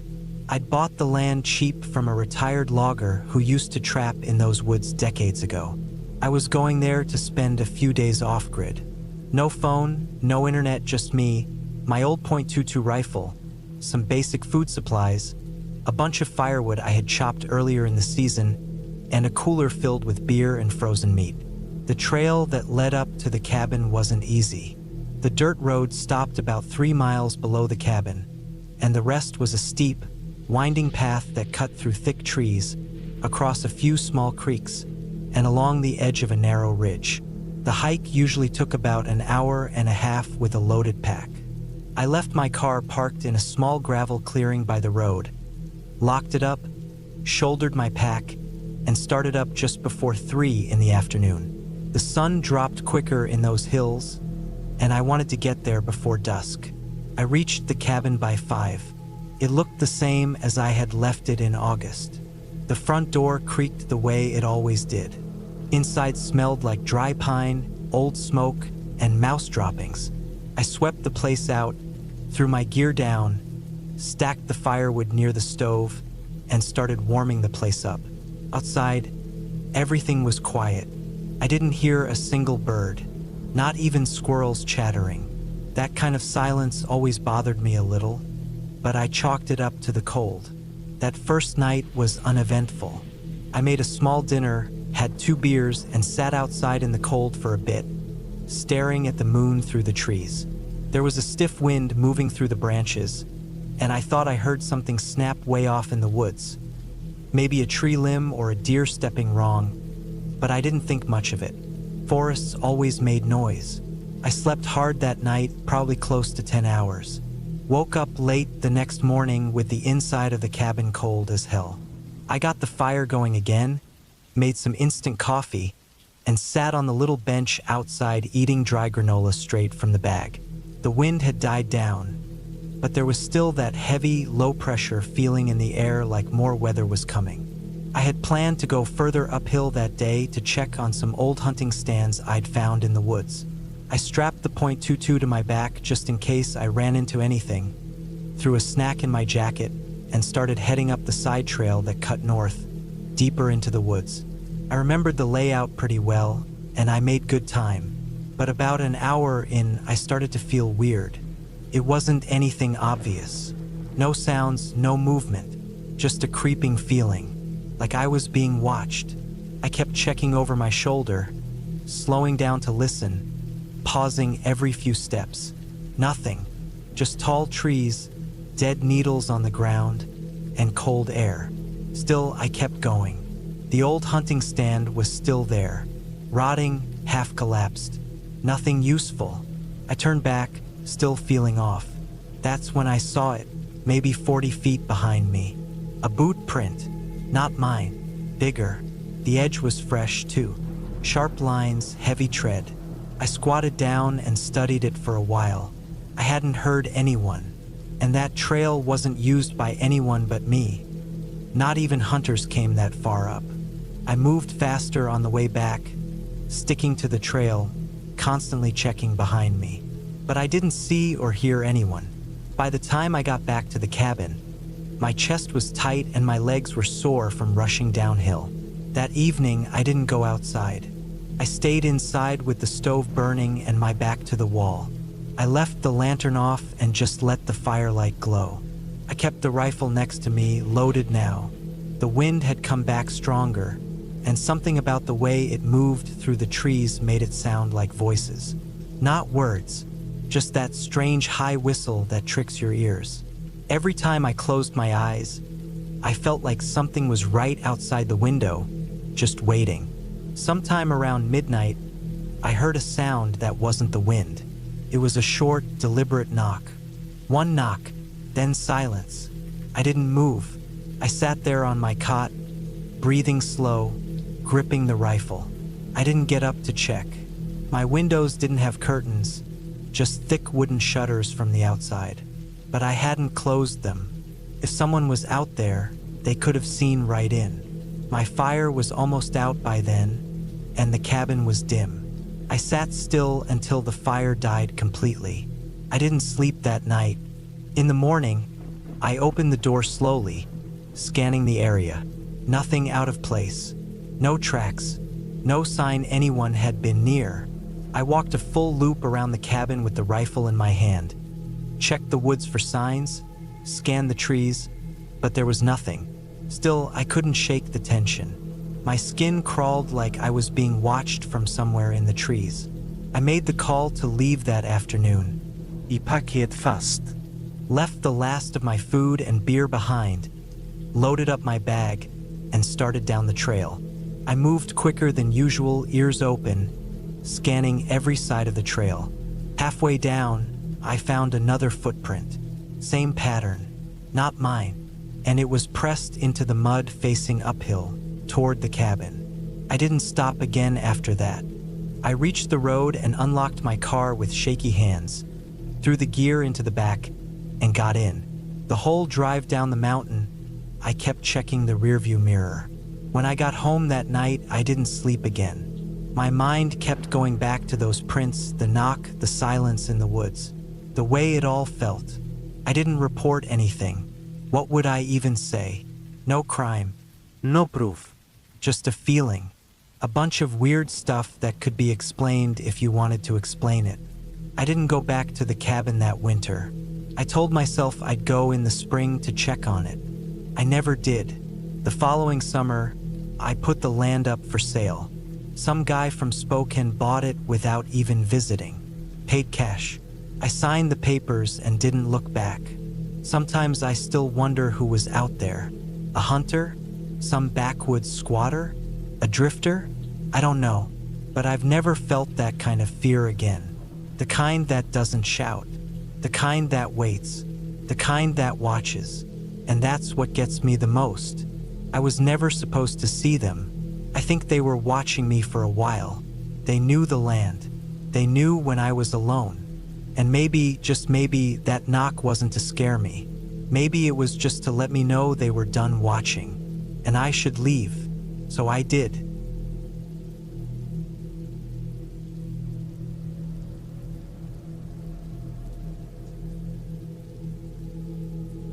It was early October 2017 when I decided to get away from everything. My name is Blake, and I was 34 at the time, living in northern Idaho. I had just gotten through a long stretch of night shifts and wanted peace and quiet. No phones, no people, just me and my dog. My dog is a 4-year-old black Labrador named Duke. He's well-trained, calm, and smarter than most people I know. The kind of dog that always senses when something's not right. I knew this spot high up in the Selkirk Mountains where my uncle had built a small off-grid cabin back in the 90s. It was a narrow wood frame structure tucked into a clearing about 100 feet from a thin creek, with no real road in, just an old trail overgrown with pine needles and fallen branches. I hadn't been there in maybe 10 years, but I remembered the route well enough. I packed light, some canned food, a sleeping bag, a small axe, extra batteries, a flashlight, a .40 caliber pistol, and enough food for Duke. I left my phone in the truck. The drive took nearly 4 hours, and the last part of it was up a washed-out Forest Service road that hadn't seen maintenance in years. From there, I hiked with Duke about 2 miles, cutting through thickets and ducking under branches until the trees opened up into the clearing. The cabin looked the same. Aged gray wood, rusted tin roof, moss creeping up from the ground. The front steps were soft from rot, and one of the window panes was cracked. Still, it felt sturdy enough to spend a few nights. I swept out the pine needles and mouse droppings with an old broom still hanging inside. Everything was still there. An old wood stove, a dusty cot, and shelves full of old junk and yellowed paperbacks. Duke sniffed every inch of the place while I stacked wood near the stove. That first night was quiet. A light wind moved through the trees, and I could hear the steady flow of the creek out back. I heated up a can of beans on the stove and gave Duke some of his dry food. Afterward, I stepped outside and looked up at the sky. It was so clear out there, stars so sharp it made the world feel untouched. Duke barked once, short and low. He was standing near the tree line, tail stiff, ears perked forward. I grabbed my flashlight and scanned the trees but didn't see anything. Probably a deer, maybe an elk. I called him inside and locked the cabin door from the inside using the sliding wooden bar. I sat by the stove for a while and listened, but all I heard was the fire cracking and Duke's breathing as he lay beside me. The next day was cold. I woke up early, chopped more wood behind the cabin, and walked along the creek with Duke. We followed some old animal tracks, nothing fresh, but Duke kept lifting his head, sniffing the air like he was picking up something. It made me feel a little uneasy. There's a kind of stillness in the woods that can mess with your head. You expect sound. Birds, bugs, branches creaking, but when it all goes quiet, it makes you pay attention. That afternoon I hiked about a mile out with Duke, just exploring. We found an old rusted-out camper shell collapsed in the woods. Looked like it had been there a decade or more. Plastic jugs half buried in dirt, beer cans, a burnt-out fire ring full of rocks. I didn't like the feel of that spot, so we turned back. Later that evening, I sat outside with Duke and had a small fire going in the fire pit out front. The light was going fast, turning that cold blue just before it's pitch black. Duke sat completely still, staring into the woods again, and that same tight feeling I'd felt yesterday came crawling back. This time he growled, quiet but steady. I turned and looked. Nothing moved. No wind, no leaves shifting. Just trees standing still, thick and dark. I put out the fire early and went inside. I loaded the pistol just in case. Duke didn't lay down. He sat near the door, facing it, not moving.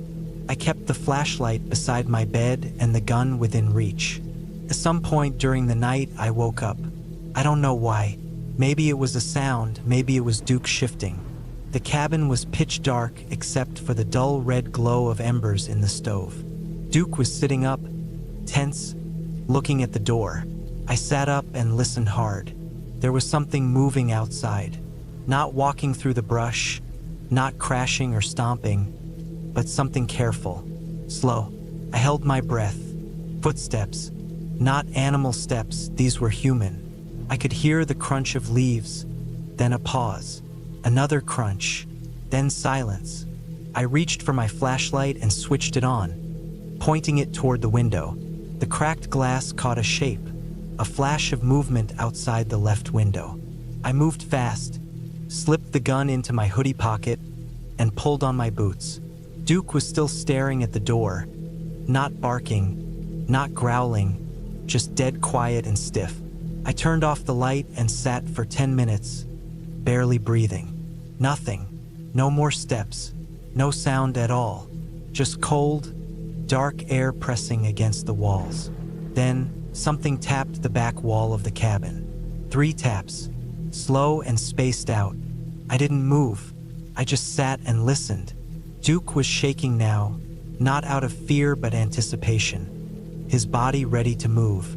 I finally stood up, slowly, and crept toward the back wall.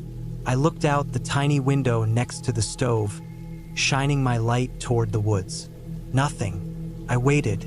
Then another tap, this time lower, like knuckles on wood. I opened the back door fast, flashlight out, gun drawn. The cold hit me like a slap, and the light caught trees and grass and nothing else. But I saw something in the dirt, boot prints. Fresh. They circled the cabin halfway and then disappeared into the trees. I didn't sleep the rest of the night. I kept Duke close, the gun on my lap. I kept thinking maybe someone had been living nearby. Maybe someone had seen the smoke from my fire and didn't like visitors. By morning, I decided I wasn't staying another day. I packed everything fast. I didn't even eat breakfast. I swept through the area once more before I left, checking the trail behind the cabin and the area down by the creek. I saw more prints near the old camper we'd found, like someone had been out there more recently than I thought. There were also small pieces of trash, fresh wrappers, not old. That place wasn't abandoned. We left in silence, me with my gun out the entire hike back to the truck. Duke didn't bark or stop once. He stayed right beside me, ears back the whole way.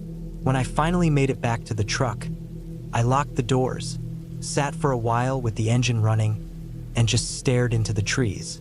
Nothing moved, but I couldn't shake the feeling that someone had been watching us from the moment we got there. Back home, I didn't tell anyone. I didn't report it, didn't ask questions. That cabin used to feel like an escape. Now it just feels like a place I shouldn't have gone back to. I haven't been back since. But sometimes, at night, when Duke hears something outside our window and perks up, I can't help but wonder if someone followed us back down from the mountains. And I always keep the pistol loaded now, just in case.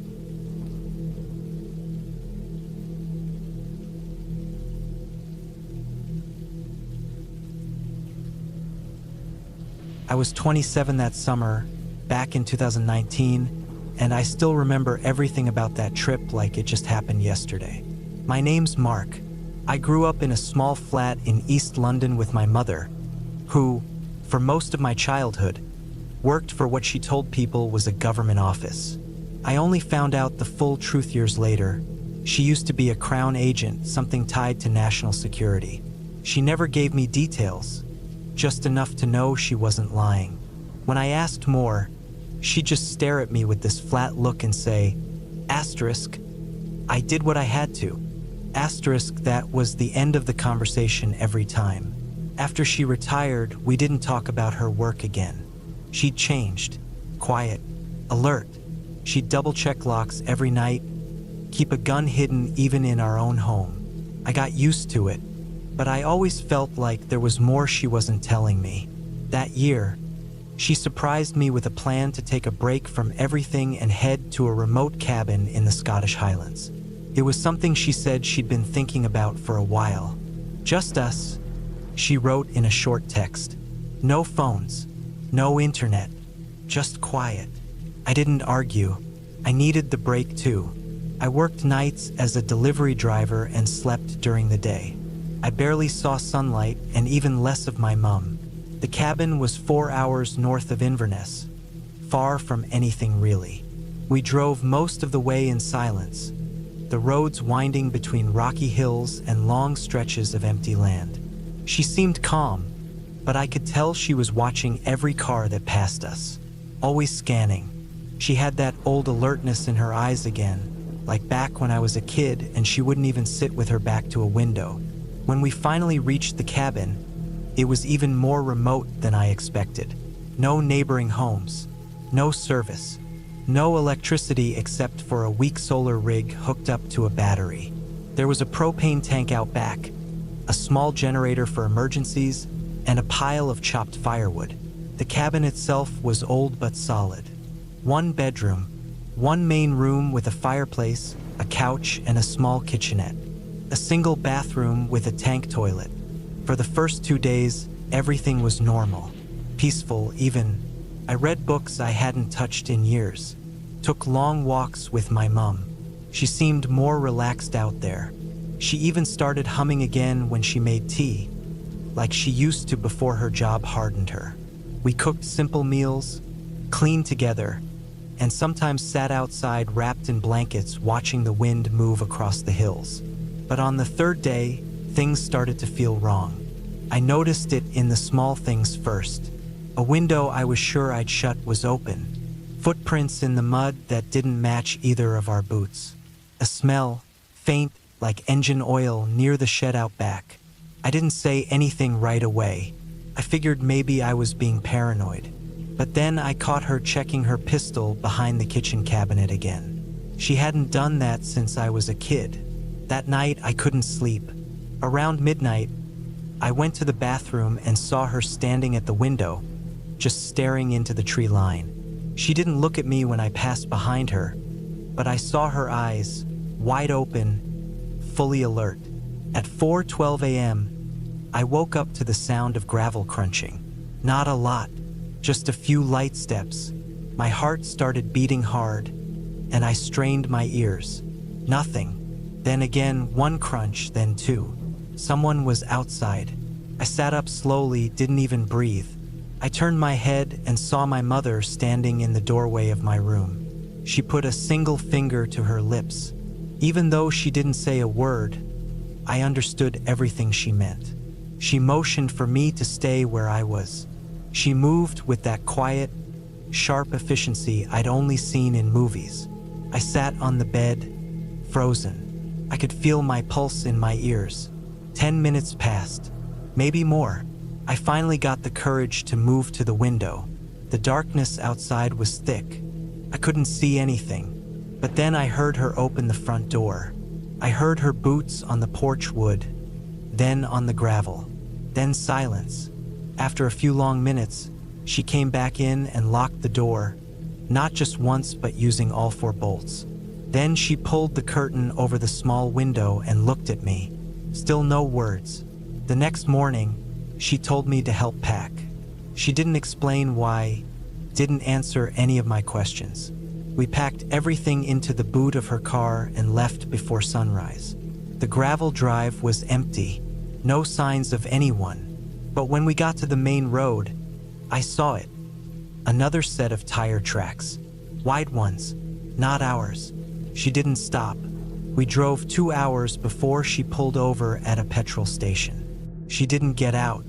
She looked at me and said, "You remember when you were little, and I'd wake you in the middle of the night sometimes, and we'd drive for hours, no questions asked?" I nodded. "Same thing. I need you to trust me now like you did then." I didn't say anything. I just nodded again. After that, we didn't go home. She drove all the way down into Northumberland and checked us into a roadside motel under a name I'd never heard her use before. She disconnected the battery from her phone, wrapped it in foil, and shoved it deep in the boot. Mine too. We stayed at that motel for 2 nights. The second night, she made me sleep with the door blocked by a chair and the window covered with both curtains and a towel. She didn't sleep. On the morning of the 3rd day, she told me we were going to a place near the border. A friend of hers had a house out in the hills. It wasn't until we were deep into the drive that she started talking again. Slow, careful. She said the cabin wasn't hers, that it used to be a drop site back when she was still active. She hadn't used it in years, thought it was cleared. She hadn't told anyone about it. Not me, not even the agency after she retired. Someone had found it. She didn't know who or how, but the signs were clear. The footprints, the oil smell, the tire marks. Someone had been watching it, possibly waiting for someone like her to show up. She said it might have been connected to something from her past, maybe even a name from one of her old operations. She didn't explain more, just said, "Loose ends. Sometimes they don't stay loose." We eventually settled into her friend's house and stayed there for 3 weeks. Remote, quiet, safe. She used a secure line to contact someone from her old office. They sent someone to sweep the cabin, but they didn't find anything. Whoever had been out there was careful, too careful. She never said what they were really after, but after that summer, she changed again. She started selling her things, sold the flat, moved abroad. I stayed behind in Manchester. I haven't seen her in person since 2021. We talk rarely, short calls, no addresses, no personal info. She says she's fine, happy even, but I know better. I still think about that night sometimes. The gravel sound, her finger to her lips, the tension in the air. Whoever was out there wasn't trying to scare us. They were waiting, watching, maybe for her, maybe for both of us. The scariest part of it all? Nothing ever happened. There was no confrontation, no fight, no chase, just those signs, quiet and chilling, and the heavy weight of something unresolved. Something old, something real. Sometimes the real horror isn't what happens to you, it's what doesn't, what could've, what almost did, and what still might.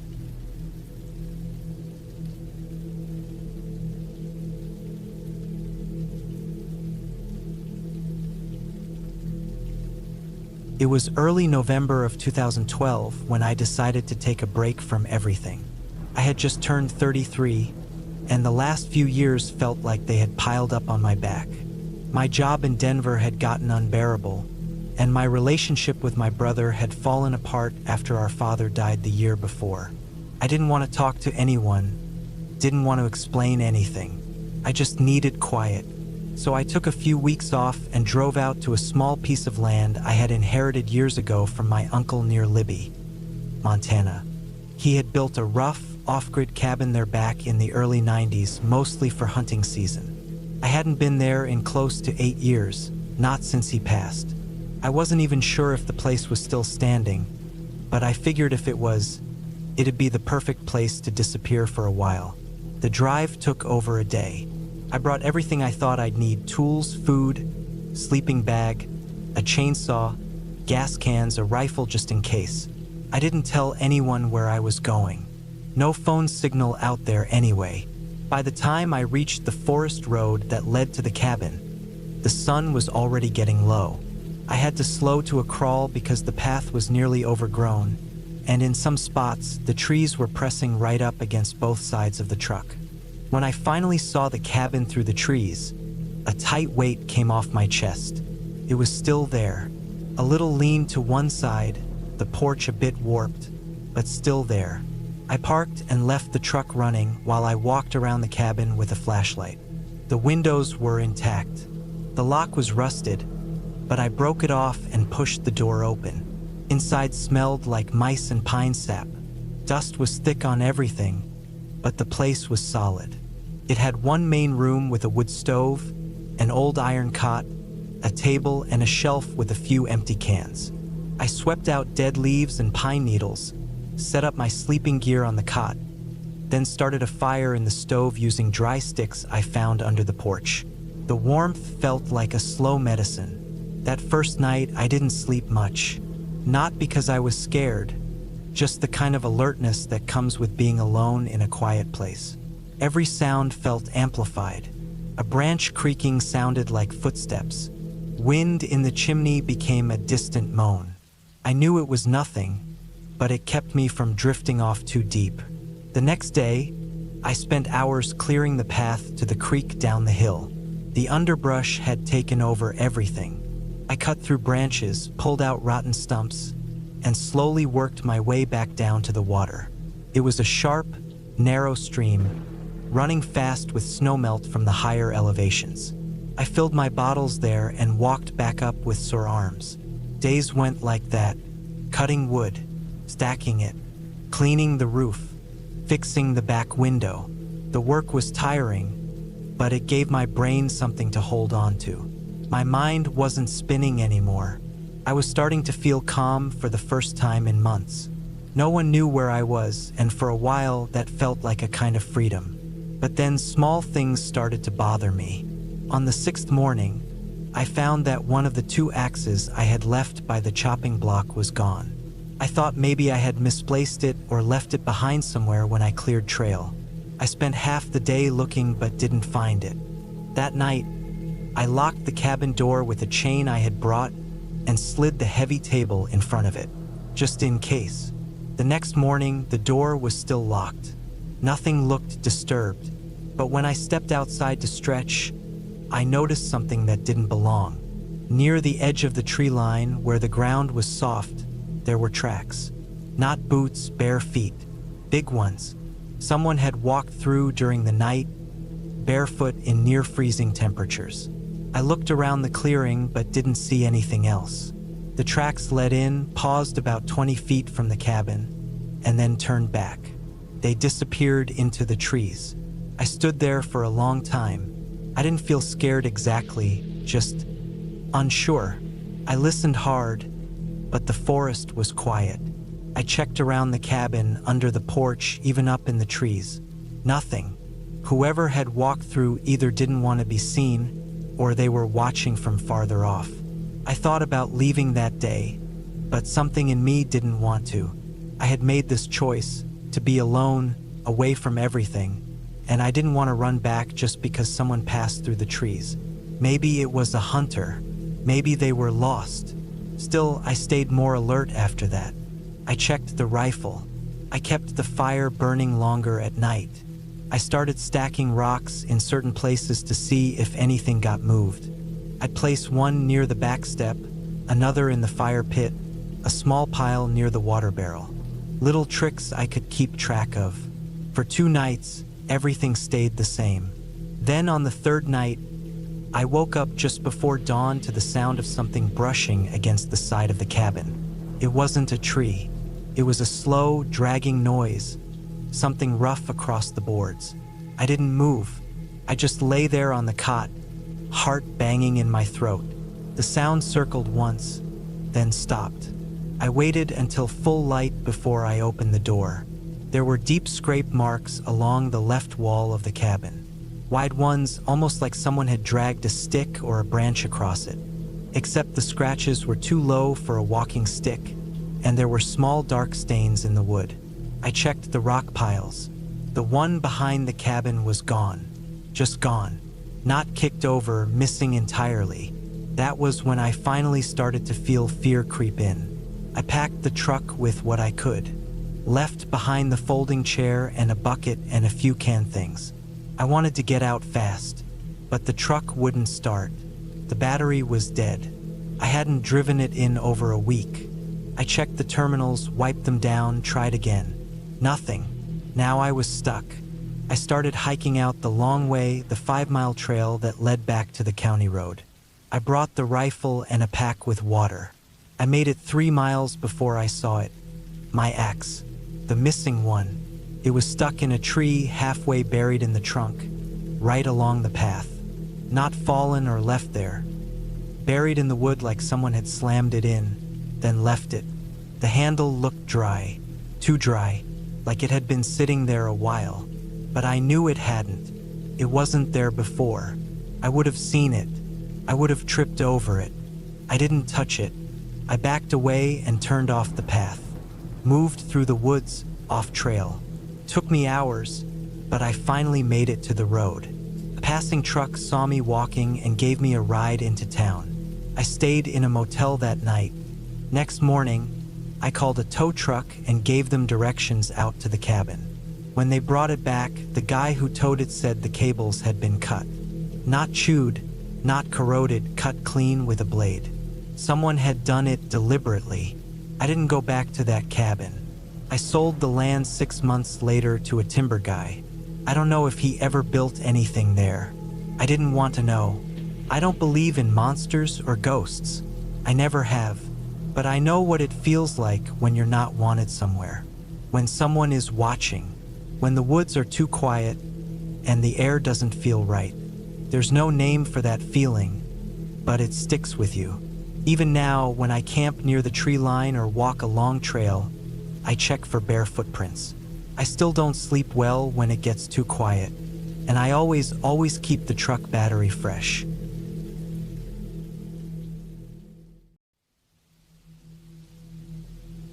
hadn't planned on staying overnight at the cabin. It was supposed to be a simple day trip, a quick break from the noise of the city.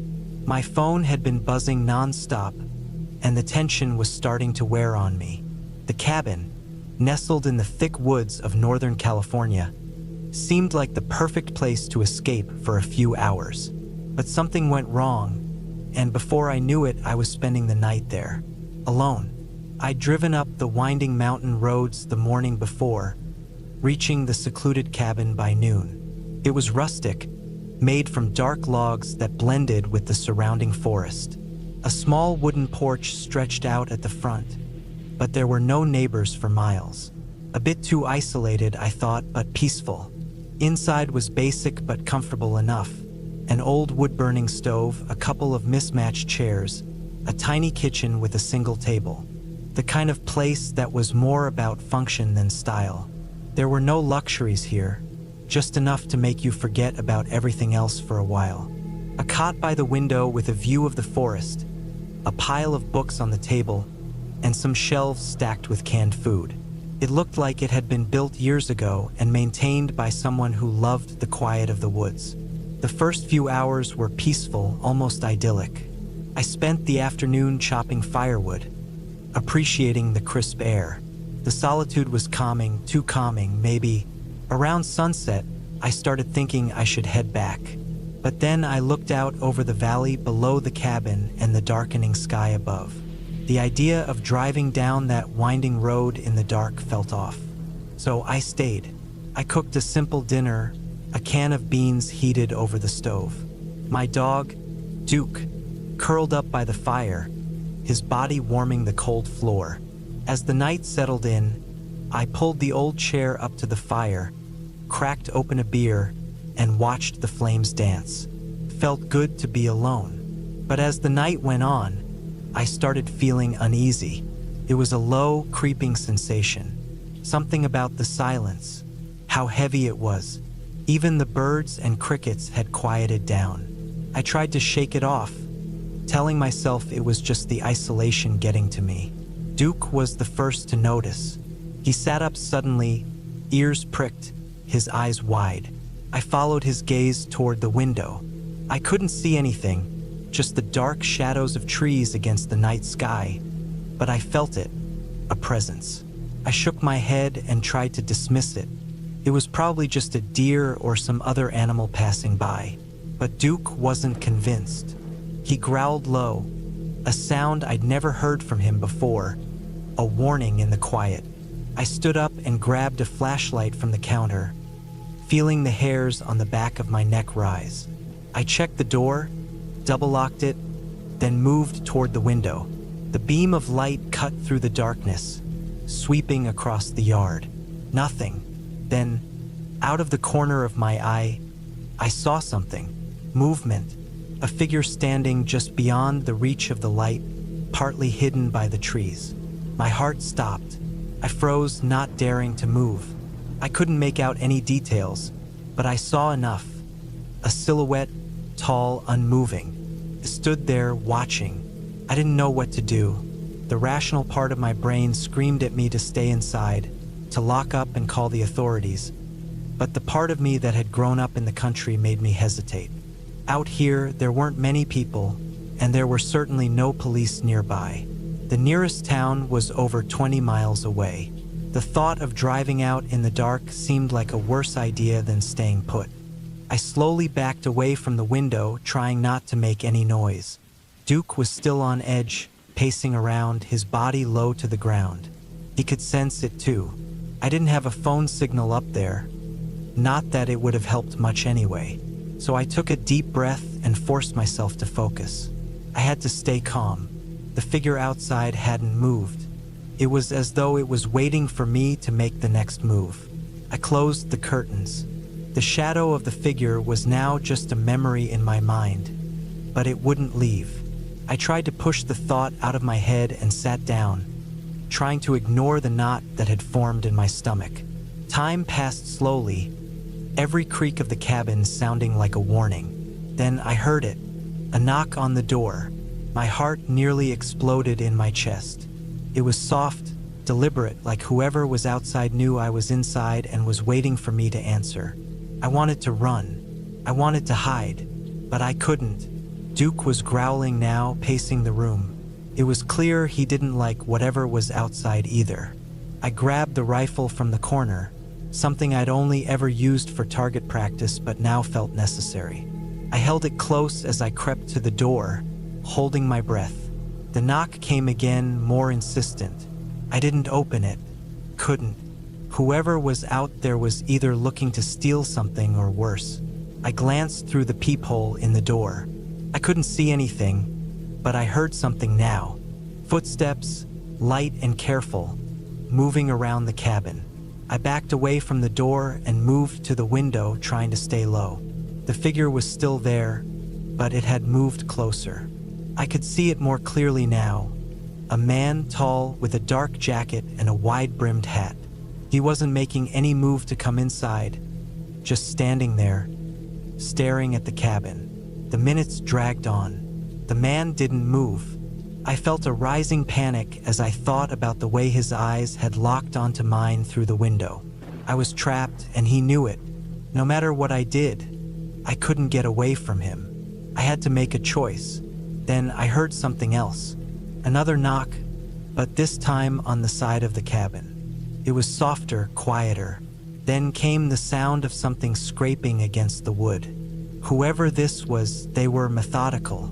They knew what they were doing. I sat in the corner, clutching the rifle, my heart racing. Duke was now pacing in front of me, his growl louder than before. I felt cornered. Every instinct told me to run, but there was nowhere to go. No way out. The man finally moved again, stepping back from the window. I didn't know if he was leaving or waiting for me to make a mistake. My thoughts were scattered, my mind racing through every possibility. Then, just as quickly as he had appeared, he was gone. The cabin fell silent again. I waited for what felt like an eternity, not daring to make a sound. Slowly, I crept to the window once more. There was no sign of the man. I peered into the darkness, my eyes straining to make out any movement. The silence felt even more suffocating now. After what felt like hours, I stepped outside cautiously, the cold air biting at my skin. The night was still, the forest eerily quiet. My heart was still pounding in my chest, but I had to make sure. I walked around the cabin, checking every corner. There were no signs of forced entry, no footprints in the dirt. Whoever it was, they'd left. I spent the rest of the night awake, listening to the wind, to the crackling of the fire, to the small sounds that filled the cabin. By morning, I had a decision to make. I couldn't stay here alone anymore. I packed up and left before the sun fully rose, driving down that winding road faster than I should have. My hands shook on the steering wheel, and my eyes kept darting to the rearview mirror. I couldn't shake the feeling that I wasn't alone. But when I finally made it back to the main road, and the sun began to rise over the valley, I was certain of one thing. The man had never meant to break in. He'd just been waiting for me to make the first move.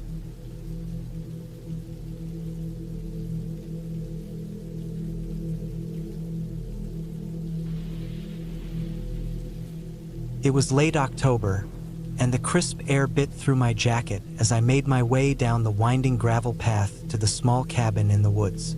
The trees were mostly bare, their skeletal limbs reaching up to the gray sky, while the ground below was scattered with dry leaves. My boss, Mark Dalton, had invited me to this remote spot, promising some time away from the city. Get some fresh air. Recharge, he'd said, his usual confident tone hiding the stress of the past few weeks at the office. I didn't think much of it. Mark had always been somewhat of an enigma, tight-lipped, always calculating, but a great leader in his own right. The cabin was nestled at the edge of a thick forest in northern Colorado, a place not many knew about. It wasn't far from the nearest town, but it might as well have been 100 miles away from civilization. There was no cell service, no Wi-Fi, just a thick sense of isolation that hung in the air. Mark was already inside when I arrived, standing by the fire, his large frame casting a shadow across the room. The fire crackled as I stepped through the door. He glanced over, giving me a nod, his face lit by the orange glow of the flames. "Glad you could make it," he said, his voice low and calm. He wasn't the type to offer a big welcome, but it was his way of saying, "I trust you're here for the right reasons."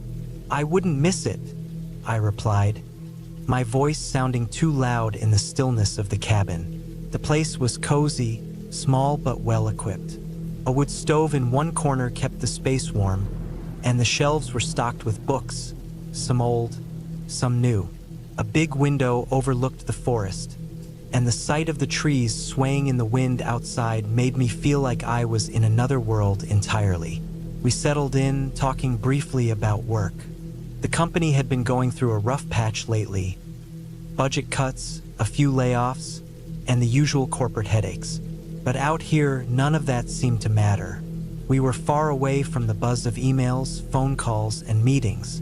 Mark was relaxed, almost too much so, but that made me feel more at ease.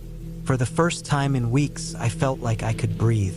After a while, the evening turned dark, and the wind picked up, rustling the trees in the distance. It wasn't the kind of storm that would pass quickly.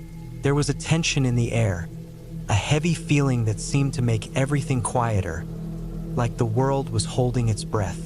Mark didn't seem concerned, but something about the silence felt off to me. I sat near the fire, the warmth of it seeping into my bones. Mark poured us both a drink, the amber liquid glowing in his glass. He didn't speak much as he stared into the fire, his face unreadable. The storm outside grew worse. The wind howled through the trees, rattling the cabin's windows. I'd never been a fan of storms, especially ones that seemed to go on for hours. The sound of the wind was almost suffocating, as if it was trying to force its way into the cabin, twisting and turning everything in its path.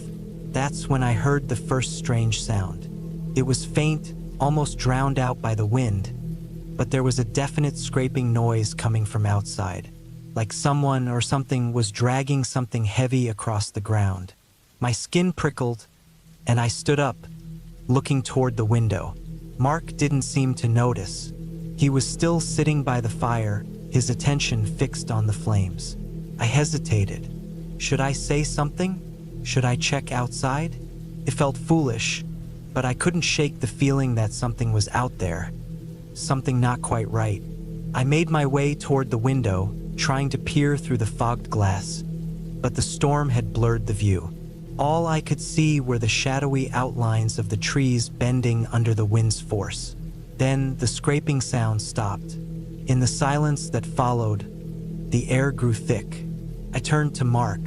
"Did you hear that?" He raised an eyebrow, slowly turning his head. "Hear what?" "Something outside. It sounded like someone was dragging something," I said, my voice sounding uncertain even to my own ears. Mark didn't respond at first. He simply stood up and walked over to the door. I didn't know what he was planning to do, but I was too unsettled to follow him. He grabbed his coat off the back of the chair and pulled it on. "You stay inside," he said, his voice suddenly sharp. "I'll take a look." I didn't argue. I stood frozen, watching as he stepped out onto the porch and into the storm. The door slammed shut behind him, and I was left in the cabin, my mind racing with thoughts of what could be out there. Mark had grown up in these woods, but something about this night felt different. It wasn't just the storm, it was the strange noise, the way the wind felt like it was pushing against the cabin. Time seemed to stretch on. I couldn't hear anything from outside. No footsteps, no calls, nothing. I walked back toward the window, my heart pounding. The shadows outside were thick, almost suffocating in the storm's intensity. I strained my eyes, trying to see any movement, but there was nothing. Just the trees swaying violently, their branches snapping against each other like brittle bones. Minutes passed, maybe more. My anxiety built up to a breaking point, and I knew I couldn't just stay there any longer. I grabbed my jacket and hurried toward the door. My hand shook as I reached for the handle, but before I could open it, I heard a noise, a soft thud, followed by the sound of boots dragging across the porch. I froze. The door creaked open, and there stood Mark. His face was pale, his eyes wide, his breath coming in short bursts. He wasn't alone. Behind him was a man, tall, wearing a heavy coat, his face hidden in shadow. I couldn't see his features clearly, but the air around him felt cold, almost like it was sucking the warmth out of the room. I couldn't move. I just stood there, unable to process what was happening. Mark's eyes flicked to mine, and he gave a tight nod, as if to say, "It's fine." But the man behind him wasn't fine. There was something off about him, something strange and unsettling. He was too still, too quiet, as though he was waiting for something. "Who's this?" I managed to ask, my voice barely a whisper. Mark stepped forward, blocking the doorway. "Just someone I ran into in the storm," he said, his voice sounding flat. "We need to keep him inside until the storm passes." I didn't argue, but as the door slammed shut, I could feel the unease settling in. The man didn't speak, didn't move, just stood in the corner like a shadow. The storm raged outside, and all I could think about was the fact that something wasn't right. Why had Mark invited this man? Who was he? As the hours passed, the storm finally started to die down, but the tension in the cabin only grew. The man remained silent, and Mark, for the first time I'd ever seen, wouldn't meet my eyes. He was lost in thought, his face hard and unreadable. When the storm had finally passed, I couldn't take it anymore. I had to know who this man was, what he was doing there. I stood up, but Mark's hand shot out to stop me. "Don't," he said, his voice tight. I looked at him, confusion and fear mixing in my chest. "Mark, what's going on?" He hesitated before speaking. "That man out there? He's not just some guy I met in the storm. He's a part of something bigger, something that I thought I had left behind." I felt a cold chill run down my spine. The man by the fire looked up at that moment, his eyes gleaming in the dim light, and for the first time, I saw a faint, unsettling smile creep across his lips. It was then that I realized I wasn't going to leave this cabin the same way I came in.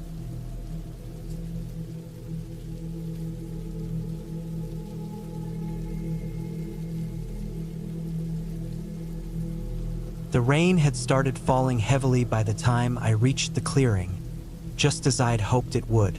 My hands were raw, my shoulders sore from days of cutting wood, hauling supplies, and trying to assemble the damn cabin.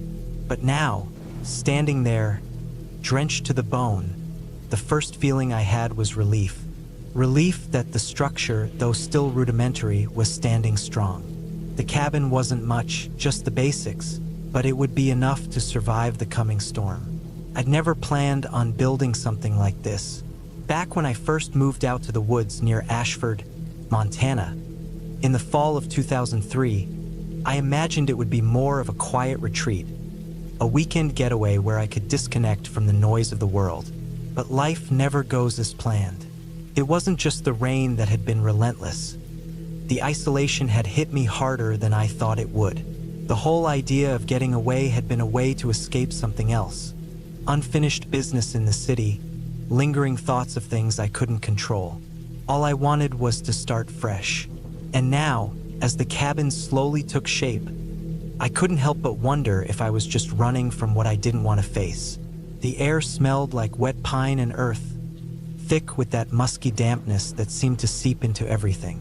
I threw my backpack onto the dirt near the front of the cabin and wiped my face with the sleeve of my jacket, wishing I'd thought to pack a raincoat that day. My boots squelched as I stepped forward, and I could hear the constant drumming of the rain against the roof above me.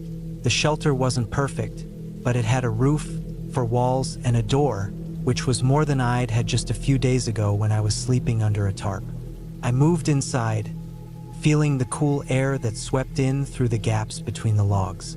The small fire I'd built earlier was dying, barely a flicker of flame left in the pit.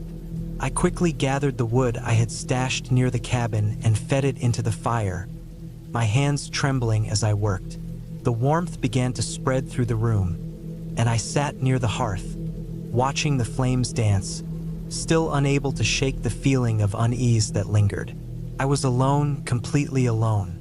That was the plan, no distractions, no one to interrupt my thoughts. But with each hour that passed, the silence in the cabin felt like it was closing in on me. The sound of the rain didn't help. It wasn't the kind of rain that fell gently. No, this was harsh, relentless. The kind that makes you wonder if the whole world is soaked and on the edge of falling apart. Every so often, I'd hear a crack from the trees, and I'd tense up, expecting to hear something moving, some sign of life in the woods around me. But nothing came. The occasional gust of wind rattled the walls, the sound adding to the unease. The evening stretched on, and the rain didn't let up. I had built a fire, but I couldn't get warm enough. It wasn't that I was cold. More like the dampness was seeping into me, into my bones, and I couldn't shake it off. I tried to distract myself by unpacking a few supplies, but my mind kept wandering back to the fact that I had no business being out here in the first place. I was supposed to be getting away, yes, but instead I was running. That thought circled my mind for a long time as I sat there, listening to the storm. I thought about what it would take to leave this place, to pack up and head back to the city, back to everything I had tried to escape. But I couldn't, not yet. Something deep inside me told me to stay, to endure, no matter how miserable I felt. The storm intensified as the hours passed. By nightfall, it felt like the cabin was being pounded from all sides.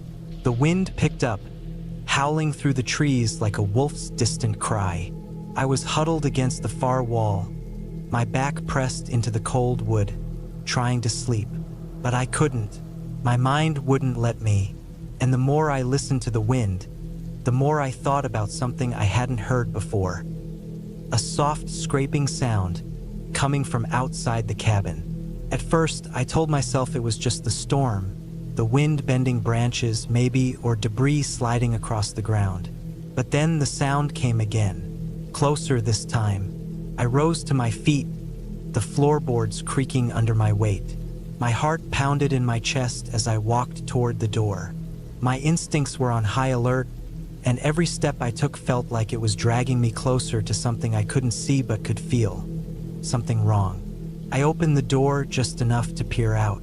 The rain was coming down in sheets, and the trees around me were bending dangerously. I squinted into the darkness, my eyes trying to adjust to the lack of light. For a moment, all I saw was the swirling mist, the trees groaning under the pressure of the wind. But then I saw it, a shadow, moving. It was too fast for me to get a good look at first, but there was no mistaking the shape. A figure, maybe a person, darting between the trees near the edge of the clearing. My pulse raced. What the hell was that? I slammed the door shut, my breath coming in shallow bursts. I backed up, my back against the wall again, trying to keep calm. I'd been hearing things all day, convincing myself the storm was playing tricks on me. But now, standing in the dim light of the fire, I knew I wasn't imagining it. The scraping sound continued, closer now, almost as if something or someone was circling the cabin. My throat felt dry, and the hairs on the back of my neck stood up. I crouched low, instinctively, and kept my eyes on the window. What was out there? Was it a person? An animal? Or was it just the wind playing tricks? I moved to the back of the cabin, grabbing my flashlight from the bag and flicking it on. I stepped toward the window, my breath fogging up the glass as I peered through it. Nothing, just the rain and the trees, bending and shaking. But that didn't ease the tension in my chest. The feeling of being watched, of being stalked, hung over me like a cloud. I couldn't ignore it anymore. I couldn't pretend this was just the storm. Something was out there. Hours passed, the storm slowly winding down, but I couldn't relax. Every little noise, every creak of the wood made me jump. Couldn't sleep. I couldn't stop thinking about that figure in the woods. Had it been a person? Was it just my imagination running wild? Finally, as the rain tapered off to a gentle drizzle, I stood up and grabbed the rifle I'd brought for hunting. I didn't expect to have to use it, but I wasn't about to take any chances. I waited, and then, as the night deepened, I heard it again. This time, there was no mistaking it. Footsteps, slow and deliberate, crunching in the wet leaves outside. Someone or something was out there, and it was getting closer. I never saw the figure again. When morning broke, the clearing was quiet. The storm had passed, and the woods were still. The air smelled fresh, damp, and earthy. I stood outside the cabin for a while, rifle in hand, trying to make sense of what had happened. But there was nothing to explain it. By the time I decided to pack up and leave, the unease in my chest had settled. I couldn't shake the feeling that the woods around me were never as empty as they seemed. The cabin had been a shelter, but it had also been a reminder that no place is ever truly isolated. As I packed my things, ready to head back to town, I couldn't help but feel the weight of the night. It wasn't just the rain or the storm that had been terrifying. It was the isolation, the silence, and the fear that sometimes when you build something in the wilderness has a way of building something back.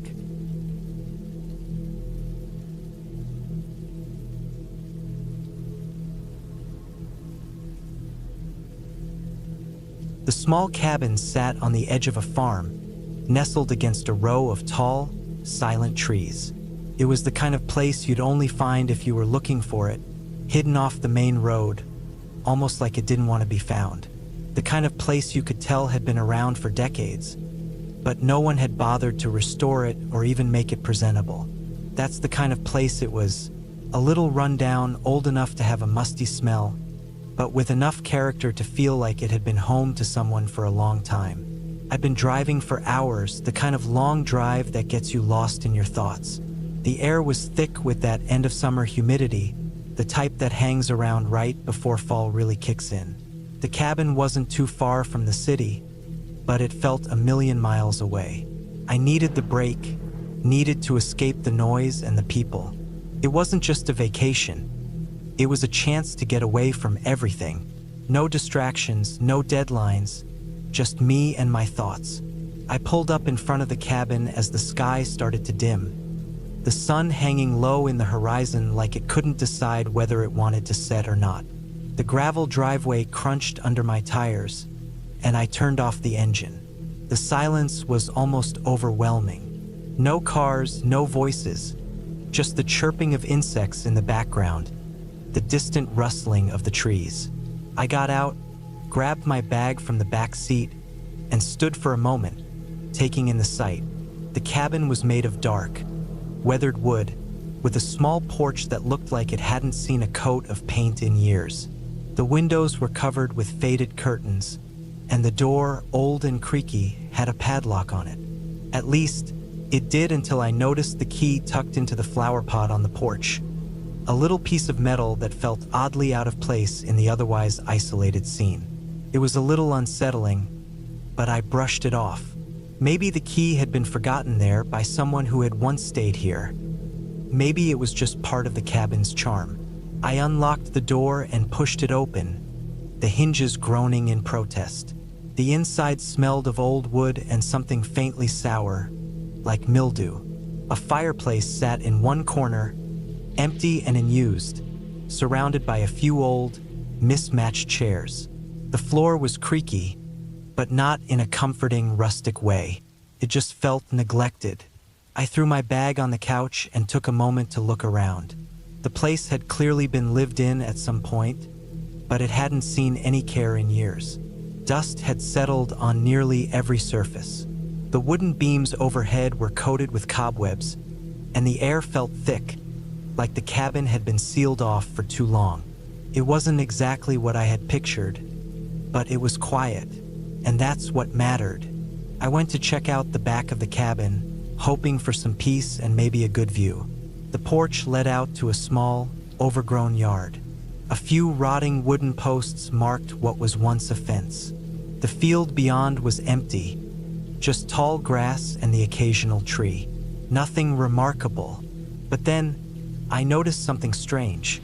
Near the edge of the property, tucked behind a cluster of trees, was a small old barn. It looked abandoned, much like the cabin, but there was something unsettling about it. The barn was too far from the cabin, yet close enough to make me wonder why it had been left standing. I tried to ignore it, but my curiosity got the best of me. I walked towards the barn, pushing aside the tall grass with my feet. The closer I got, the more I could see how dilapidated it was. The wood was splintered, the roof sagging, and there were holes in the sides.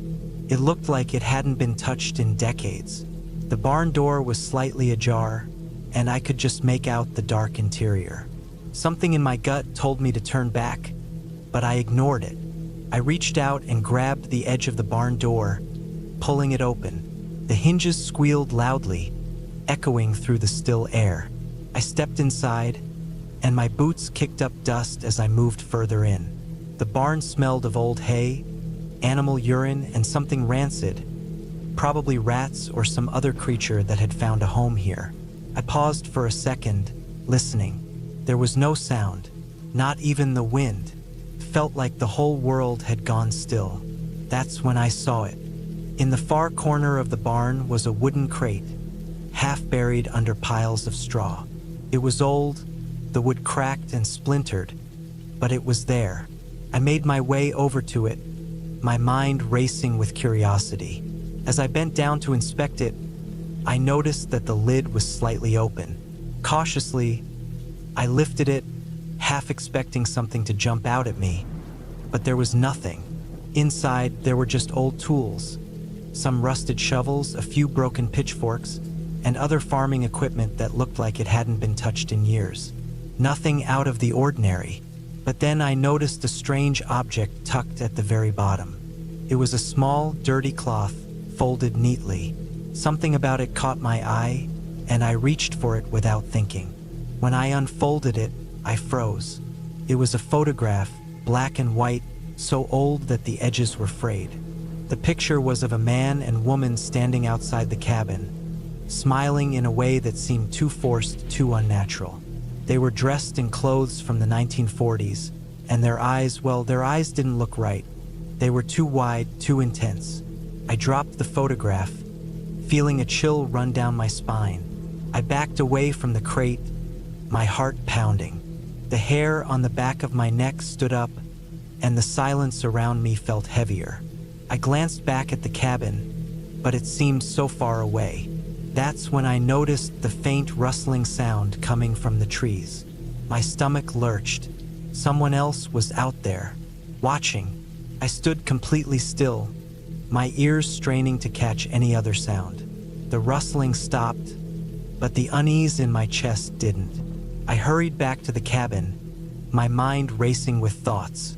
The photo, the barn, the feeling that something wasn't right. It was all too much. I locked the door behind me, and I sat down, trying to shake off the feeling that I wasn't alone. I tried to distract myself by looking out the window, but it only made things worse. The field outside seemed so vast, so empty, but the longer I stared, the more I felt like I was being watched. I shook my head, telling myself it was just the isolation playing tricks on me. But deep down, I knew something was wrong. Later that night, as the darkness crept in and the cabin grew colder, I heard something again. A soft knock at the door. 3 taps, then silence. I didn't answer. I couldn't bring myself to. My eyes stayed fixed on the door, waiting for the sound to come again. But nothing happened. Slowly, I stood and moved towards the door, my hands shaking. I peeked through the crack in the door, but there was no one there. I stepped back, relieved but also unsettled. Whatever was out there, whoever had knocked, was gone. I locked the door again and sat down in the chair, staring into the fire as it crackled in the fireplace. That night, sleep was impossible. Every noise from outside seemed magnified. Every creak of the wood seemed like someone was moving through the cabin. And the photo, the one from the barn, it kept replaying in my mind. The way their eyes looked, the unnatural smile. In the morning, I decided to leave. I packed my things, not wanting to stay another minute. As I loaded up the car, I couldn't shake the feeling that I had missed something, that the story of this cabin and the farm had more to it than I understood. But I couldn't stay and find out. The drive back was quiet, but the image of those eyes haunted me the whole way.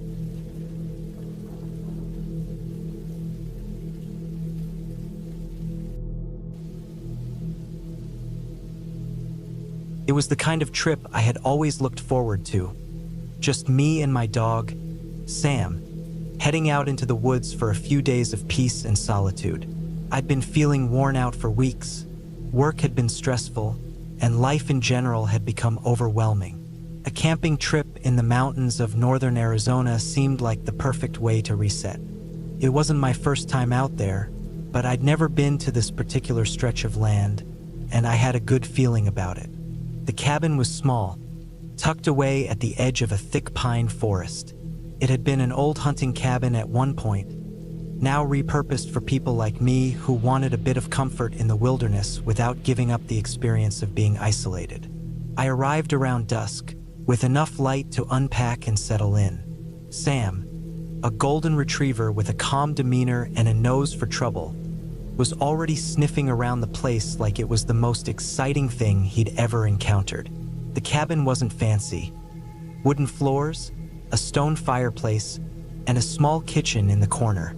The furniture was old but sturdy. I didn't mind. It was warm enough, and I had no intention of being inside much. The air outside was crisp, and the smell of pine filled my lungs every time I stepped out onto the porch. Sam ran around excitedly, his tail wagging in all directions. The first night was peaceful. I cooked some pasta on the stove, and Sam lay by the fire, content as usual. After dinner, I sat outside with a beer in hand, watching the sun dip behind the mountains. The temperature dropped quickly, but it wasn't unbearable. The wind rustled the trees, and the occasional hoot of an owl punctuated the silence. It was exactly what I needed. Around 10 p.m., as I was getting ready to turn in, Sam suddenly shot up from his spot near the fire, growling low in his throat. I looked at him, confused. "Sam, what's up, buddy?" I muttered, but he didn't stop. His ears were pinned back, and his eyes were wide. He started pacing in circles, his nails clicking against the wooden floor. I scanned the area around the cabin, but all I could see were the dark shadows of trees swaying in the wind. It was probably a deer or some other animal that had caught his attention. But Sam wasn't backing down. He continued to growl, now walking slowly toward the edge of the porch. The wind picked up again, and the branches of the nearby trees creaked like they were about to break off. I stood up, brushing off the chill creeping up my spine. It felt as if the forest was holding its breath. "Sam," I called out, stepping toward him. "Cut it out." But as soon as I took a step forward, Sam bolted from the porch and into the dark forest, barking frantically. I cursed under my breath. "Sam, no." I ran after him, but the night swallowed up any trace of him. My flashlight was in the cabin, so I pulled out my phone, using the weak flashlight to light the way. I moved quickly, my heart pounding. The woods were dense here, the ground uneven with rocks and roots.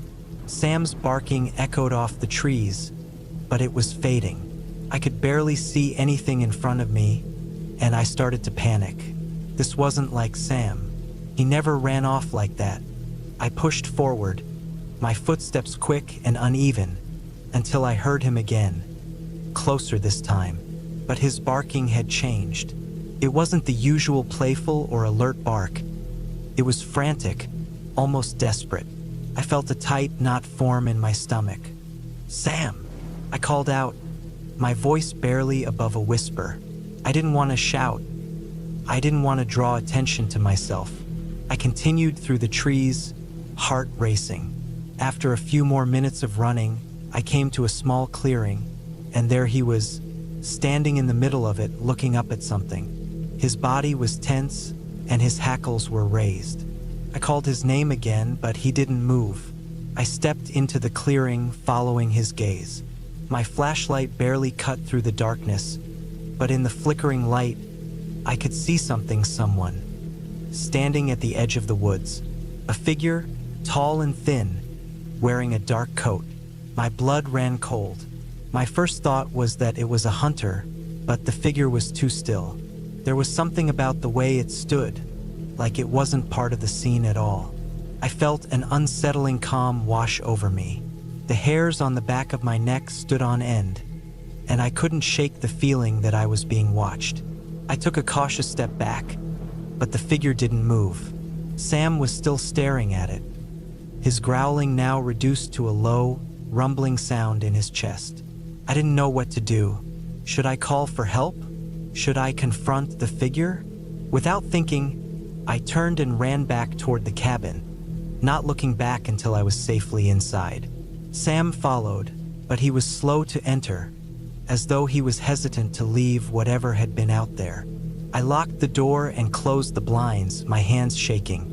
I sat by the fire for the rest of the night, keeping the lights low and Sam close by. The wind howled outside, but it didn't ease my unease. Every so often, I'd hear a rustle outside, a sound that could have been an animal or something else entirely. Sam would lift his head and stare toward the door, his body stiff. The hours passed slowly. The only thing that kept me grounded was Sam's presence. Eventually, I fell into a restless sleep, the sound of wind and rustling trees the only comfort in the darkness. When the morning light finally broke through the cabin's small windows, I couldn't shake the image of that figure. I knew I couldn't leave immediately. I had to check the area. But something told me that whatever was out there, it wasn't just a random person. It was something else. I waited until midday, giving myself time to calm down and regain some semblance of control. Sam hadn't calmed completely. His behavior had been erratic, and he still refused to leave my side. I put on my boots and grabbed my rifle for protection before stepping outside. I walked in the direction I had seen the figure, Sam by my side, his eyes constantly scanning the area. The forest was still as quiet as it had been the night before, but there was something different about it now.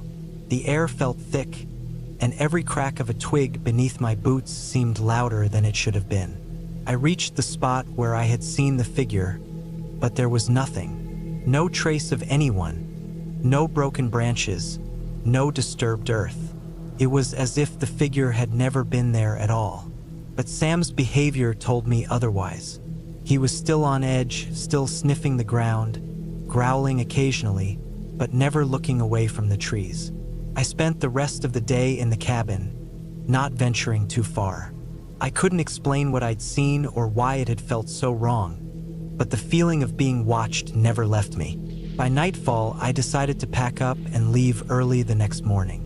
It wasn't worth staying any longer, not with that feeling hanging over me. As I locked up the cabin and headed back to my truck with Sam, I couldn't shake the thought of what had been out there in the woods, waiting.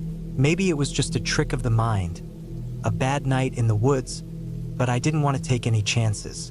I didn't know who or what it had been, and I didn't plan on finding out. I just knew I wasn't going back. Not there. Not ever again.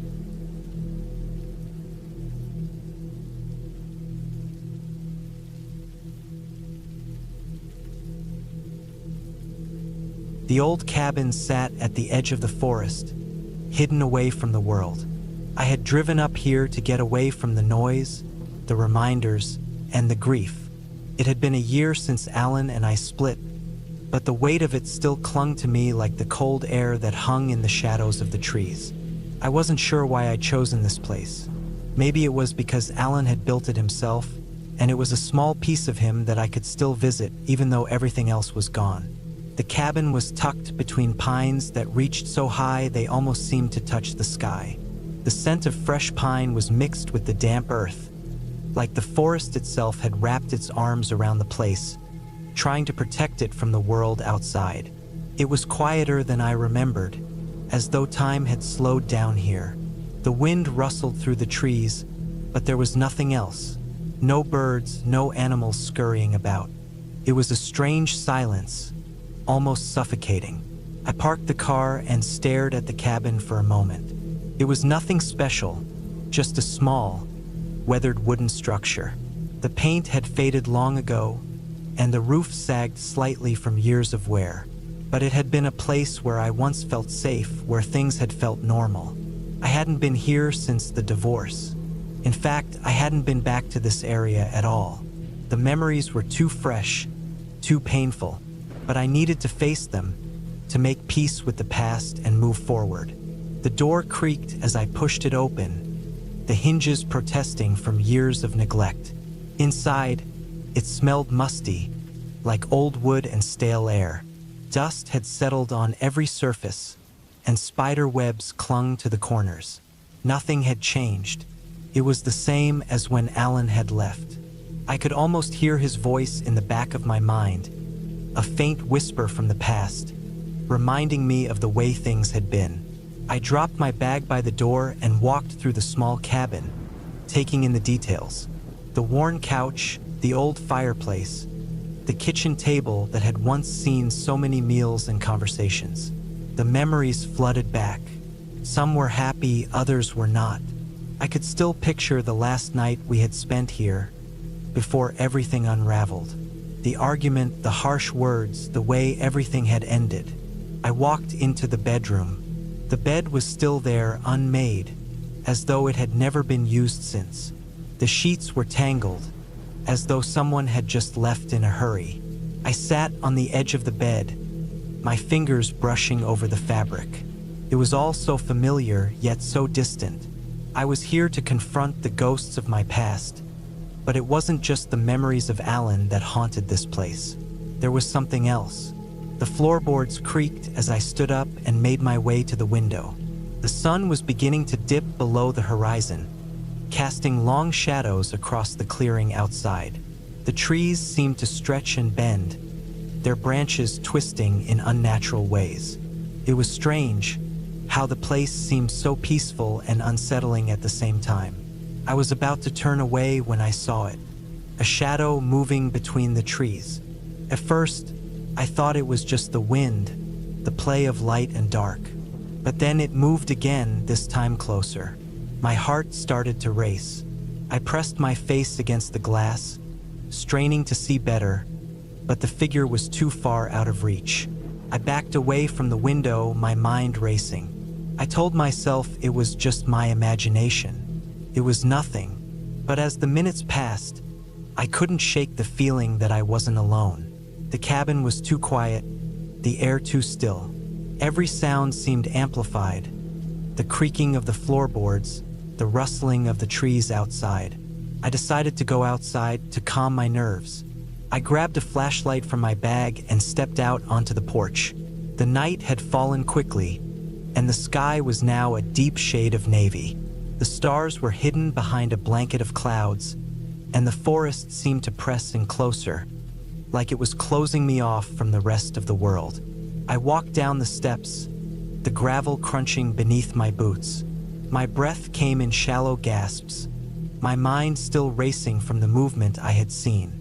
I turned around slowly, scanning the trees. Nothing, but the sense of being watched never left me.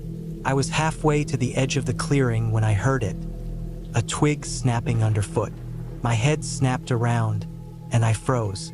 A figure stepped into the clearing, barely visible in the dim light. It was tall, hunched slightly, like it had been lurking in the shadows. I could see nothing clearly, but I knew I wasn't imagining things now. My heart was in my throat. It wasn't just the fear of an intruder. It was the strange familiarity of it all. This feeling, the way everything seemed so wrong, was all too much like the last time I had felt fear in this place. The figure took a step closer, and I could now make out the silhouette.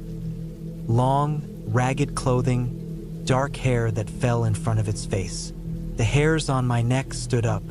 I was almost certain I knew who it was, but I couldn't let myself believe it. Not here. Not now. Alan, I whispered to myself. I had to be losing my mind. He was gone. He was out of my life, and I hadn't heard from him in months.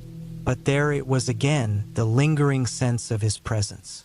The way the air seemed to shift around me. I shook my head. The figure moved again, closer now, and I stumbled backward. My foot caught on a rock and I fell to the ground. I didn't get up immediately. I just lay there, breathless, my mind screaming for me to move, to run, to do something. The figure was still coming, taking slow, deliberate steps. I pushed myself to my feet, my legs trembling, my hands cold and slick with sweat. The flashlight slipped from my grasp, hitting the ground and flickering out. I was blind now, with nothing but the darkness and the unknown in front of me. "Get a grip, Sarah," I muttered to myself. "It's not him. It's not him." But even as I said it, I knew something wasn't right. The figure was too close now. I could hear its breathing, slow and uneven, as though it was struggling with every step. I turned and ran, not caring where, just running. My feet pounded the ground. Branches slapped my face as I pushed through the underbrush. I didn't stop until I reached the car, and even then, I didn't immediately get in. I just stood there, chest heaving, my mind struggling to process what had just happened. I didn't know who or what it was, but I knew I wasn't staying another minute in that cabin. It was like something had finally broken, something deep inside of me. The weight of the past, the fear, the loss, it was all too much. I drove away without looking back. As I made my way down the narrow road, I glanced in the rearview mirror, half expecting to see someone in the distance, watching me from the trees. But there was nothing, just the empty road behind me. By the time I reached the nearest town, my heart had started to slow, but my thoughts hadn't quieted. The place wasn't haunted by ghosts or spirits, but by memories, and sometimes those were the hardest things to escape.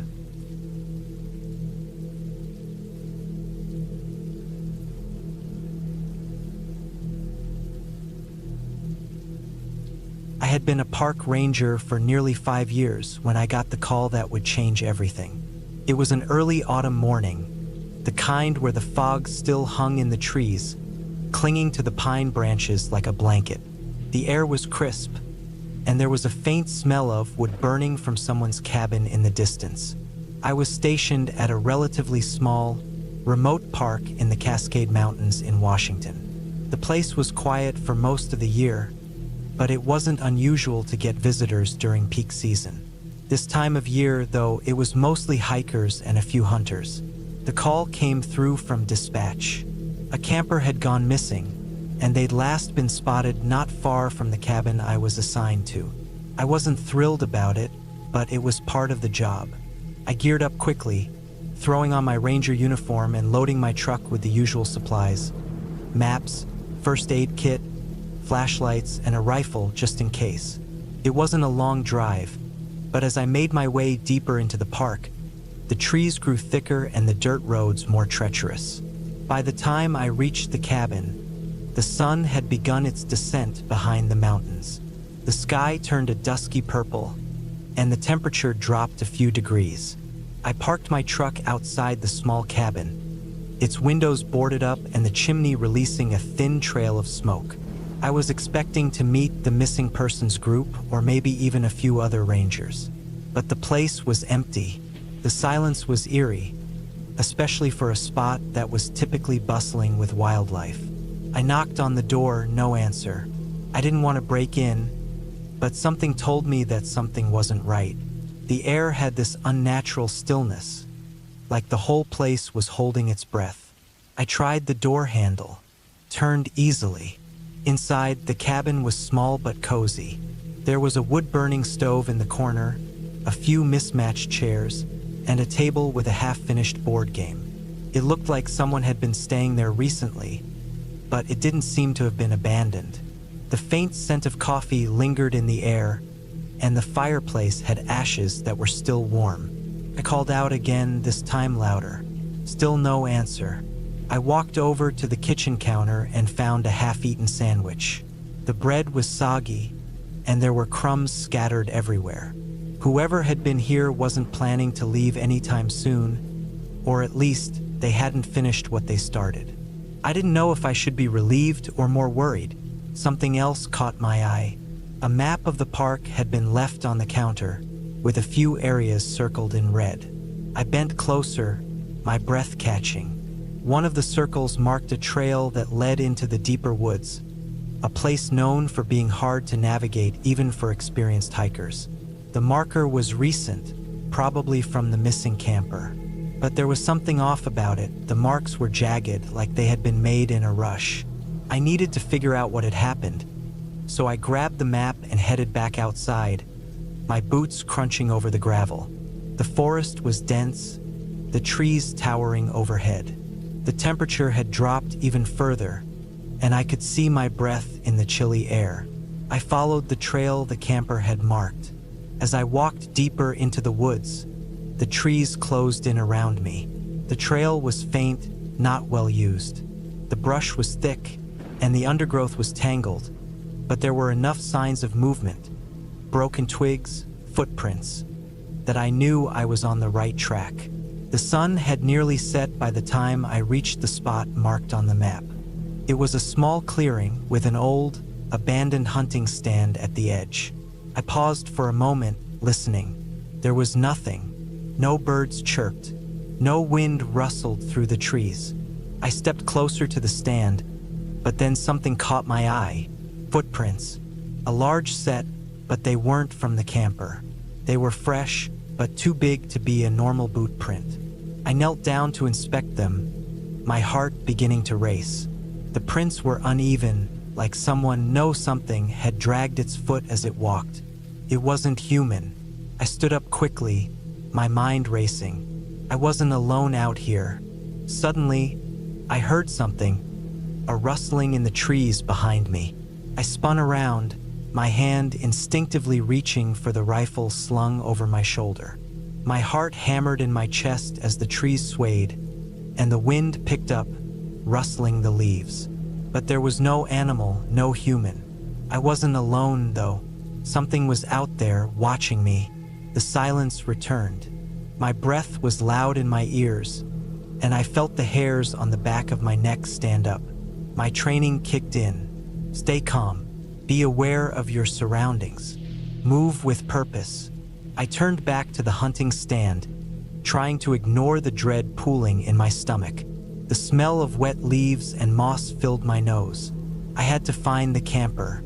If they were hurt, if they were in trouble, I couldn't let them die out here alone. I circled the stand slowly, moving toward the trees. That's when I saw it. A small, dark figure crouched near the base of a large oak. My instincts screamed for me to run, but my legs were frozen. I couldn't see it clearly, but I could feel its eyes on me. It was too still, too quiet. I took a step forward and the figure shifted just enough for me to see the shape. A man, or at least something that looked like one. But there was something wrong about the way he moved, the way his limbs were contorted unnaturally, like he was more animal than human. His eyes gleamed in the dim light, a faint yellowish glow that made my stomach twist. I didn't wait. I turned and bolted back to the cabin. I couldn't let myself be caught out there, not with whatever that thing was watching me. The trail was harder to follow in the dark, but I didn't care. I just needed to get back to the cabin. The moment I reached my truck, I jumped in without hesitation. I slammed the door and locked it. My hands were shaking as I gripped the wheel, the engine roaring to life. I didn't look back, not once. I just drove, fast as I could, until I hit the main road and could see the lights of the nearest town in the distance. I didn't find the camper, But I knew one thing for sure: the man, or whatever it was, had been waiting for someone like me.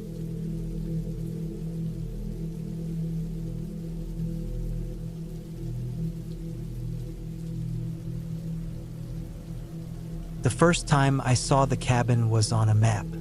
I was in my mid-30s, looking to get away from the noise of city life, and decided to take some time for myself in the woods. It wasn't a popular spot, hidden in the hills of a quiet part of Oregon, about 30 miles from the nearest town. The name of the cabin, Pine Hollow, had an old, rustic feel to it. Nothing fancy, just a basic cabin that promised peace and solitude. The idea of being alone in nature, surrounded by nothing but trees and silence, was exactly what I needed. I drove up there one Friday morning in late October. The sun had barely risen, and the roads were empty, the kind of empty that makes you feel like you're in a place untouched by time. The air was crisp, and I could almost smell the wet earth and pine needles even before I turned onto the gravel road that led to the cabin. The route was long, twisting, and bumpy, a far cry from the smooth highways I was used to. By the time I reached the cabin, the sun had just broken through the tree line, casting a soft golden light over the small clearing it sat in. The cabin itself was small, about the size of a two-bedroom house. It looked weathered, like it had been around for a while, but in a way that made it feel more authentic. There was a stone fireplace on one side of the house, a small porch with a couple of chairs, and a small shed at the back where the owner said I could store firewood. I was excited to be alone, and I set about unpacking, eager to settle in. The inside of the cabin was simple: a couch, a small kitchen, a table with mismatched chairs, and a couple of lamps. A wood-burning stove sat in the corner, the only heat source besides a couple of space heaters tucked away in rooms. It smelled of old pine and leather, the kind of smell that fills your lungs and makes you feel at ease. I spent most of the first day outside. I went on a long walk up a narrow trail behind the cabin that led to a creek. The sky was clear, the kind of blue that made the trees look even greener. I stopped by the water for a while, watching the way the current flowed over the rocks, listening to the wind through the trees. There was no one around. The stillness was deafening, but in a good way.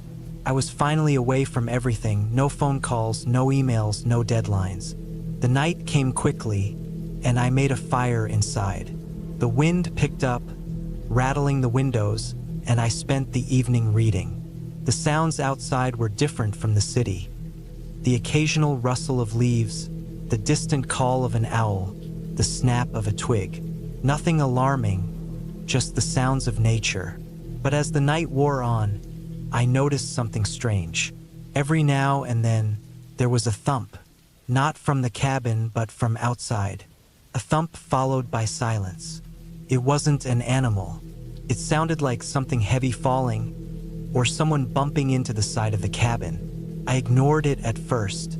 It was probably just a branch or something being blown by the wind. But then it happened again, and I felt that knot in my stomach tighten. The next few hours passed with little more than the occasional noise outside. I was starting to think I'd imagined the whole thing when it happened again. Closer this time. Thump. I jumped, my hand instinctively reaching for the fire poker, but I stayed put. There was no one out there. I was sure of it. The cabin was in the middle of nowhere. The road was far, and the nearest neighbor was miles away. I decided to check the windows, peering out into the darkness. The wind howled through the trees, making the branches groan and creak. The porch was empty. Nothing there. I could see the shadows of trees swaying, but there was no movement on the ground. I went back to the couch, telling myself it was nothing. Maybe a branch had fallen from one of the nearby trees and hit the cabin. Or maybe some animal had been knocking things over. I leaned back, trying to ignore the tension creeping in the back of my mind. But the noises didn't stop. I heard them again and again, each time a little closer. A thump, followed by the sound of something dragging across the ground. My heart rate picked up. This time, I didn't wait. I grabbed the flashlight from the table, swung the door open, and stepped onto the porch, shining the beam of light across the yard. The beam illuminated the trees, casting long, eerie shadows. I swept the light over the ground, checking for any signs of movement. For a moment, everything was still. Then, just as I was about to head back inside, I saw it, a shape moving between the trees on the far side of the yard. It was too far to make out clearly, but I could tell it was large, human-sized. And it wasn't an animal. I froze, heart hammering in my chest. I told myself it was probably a deer or something else, but something about it didn't feel right. The shape moved again, this time closer. My breath caught in my throat, and I took a step back toward the cabin, the hairs on the back of my neck standing up. It was getting closer. I could hear the brush moving, the sound of footsteps crunching in the fallen leaves. But still, I saw nothing. It was like the thing was invisible, just a shadow in the night. I bolted inside, locking the door behind me. The air felt thick, suffocating. I stood by the window trying to get a better look, but there was nothing there now. Just the trees swaying in the wind, the darkness swallowing everything up. I spent the rest of the night awake, listening to the sounds outside. They didn't stop. I never saw the figure again, but I could hear it. Footsteps, something scraping against the ground, getting closer, then fading into the distance. My eyes were wide open the entire night, every noise outside making my heart race. By morning, the sun had risen, and the sounds had stopped. Everything was still. I didn't dare go outside until I was sure. When I finally did, the only sign of anything unusual was a patch of disturbed earth just a few feet from the porch, like something had been dragged across the ground. I packed up and left. There was no explanation, no sign of what had happened, just the deep sense of unease that wouldn't let go. I never went back to that cabin. Maybe it was nothing. Maybe it was just my mind playing tricks on me in the silence of the woods. But I couldn't shake the feeling that someone, had been out there, watching me.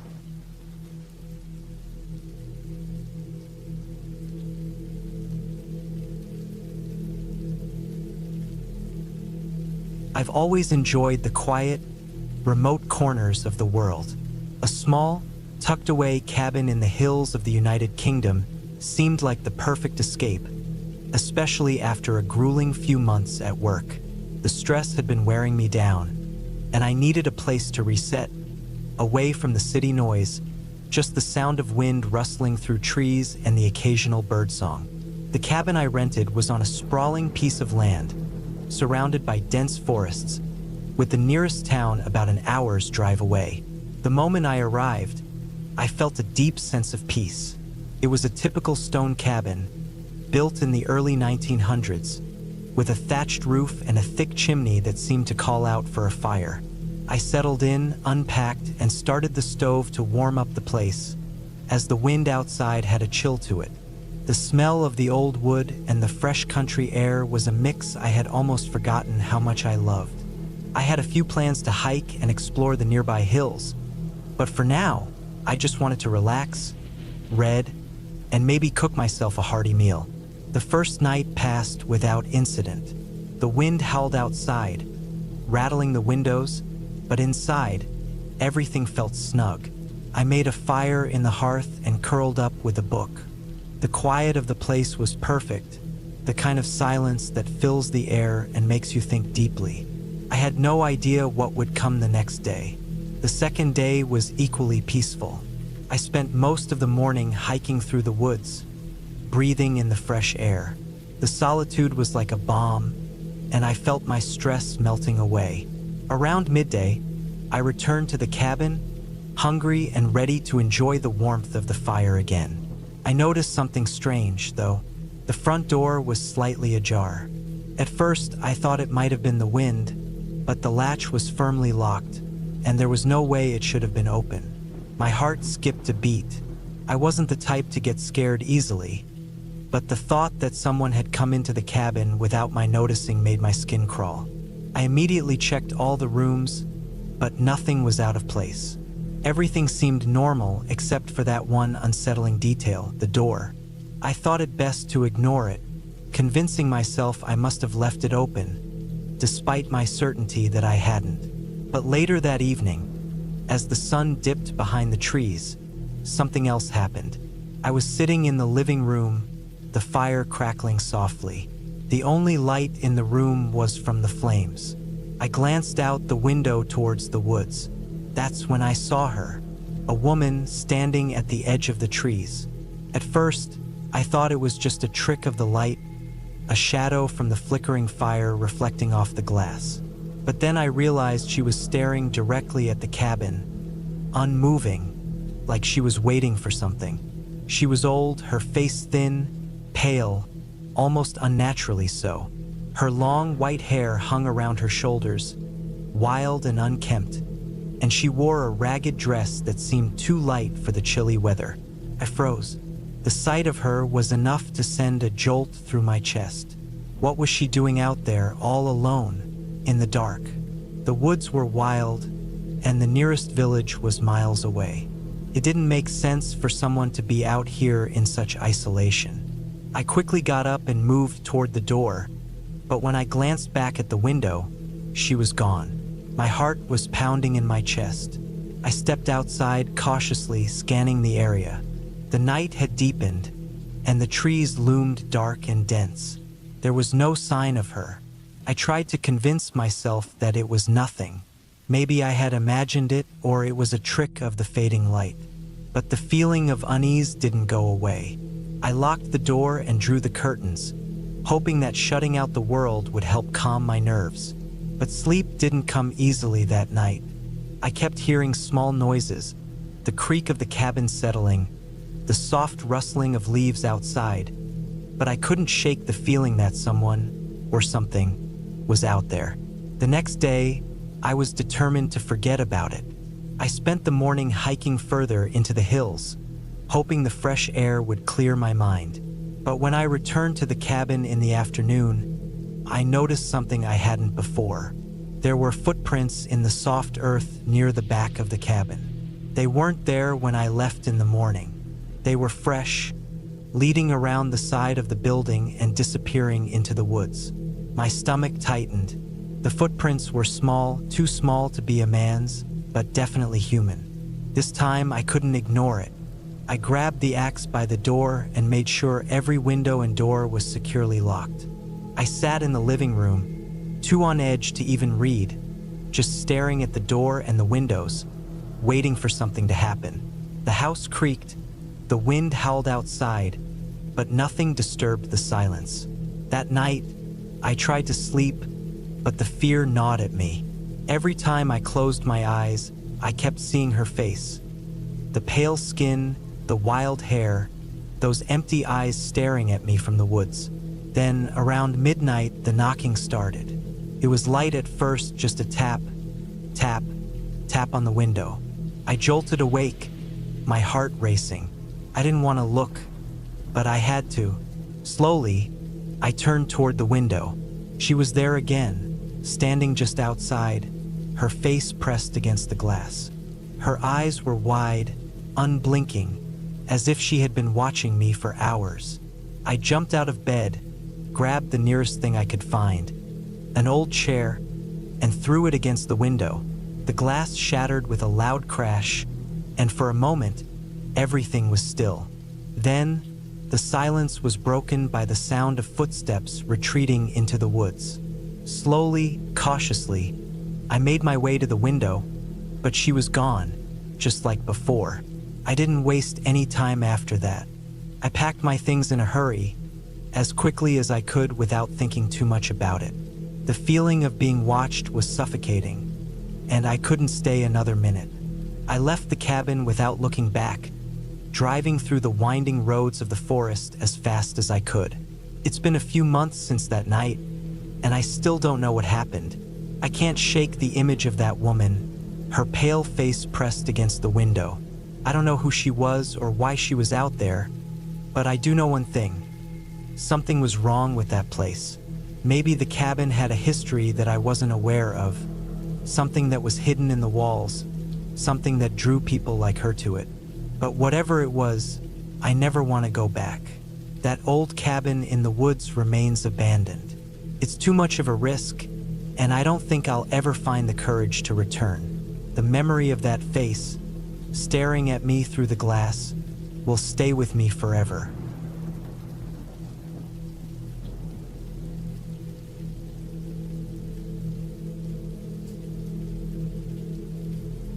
It was a cold fall evening in 2015 when I decided to spend a weekend in an old cabin near an abandoned graveyard. The place had always intrigued me.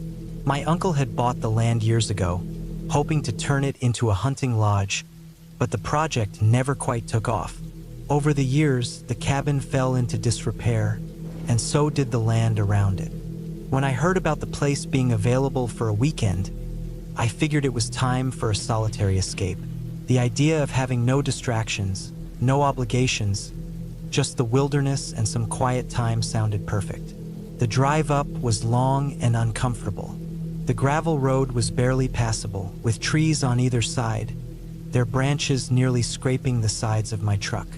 I could see the occasional flicker of a deer darting into the woods, but that was the extent of wildlife I saw.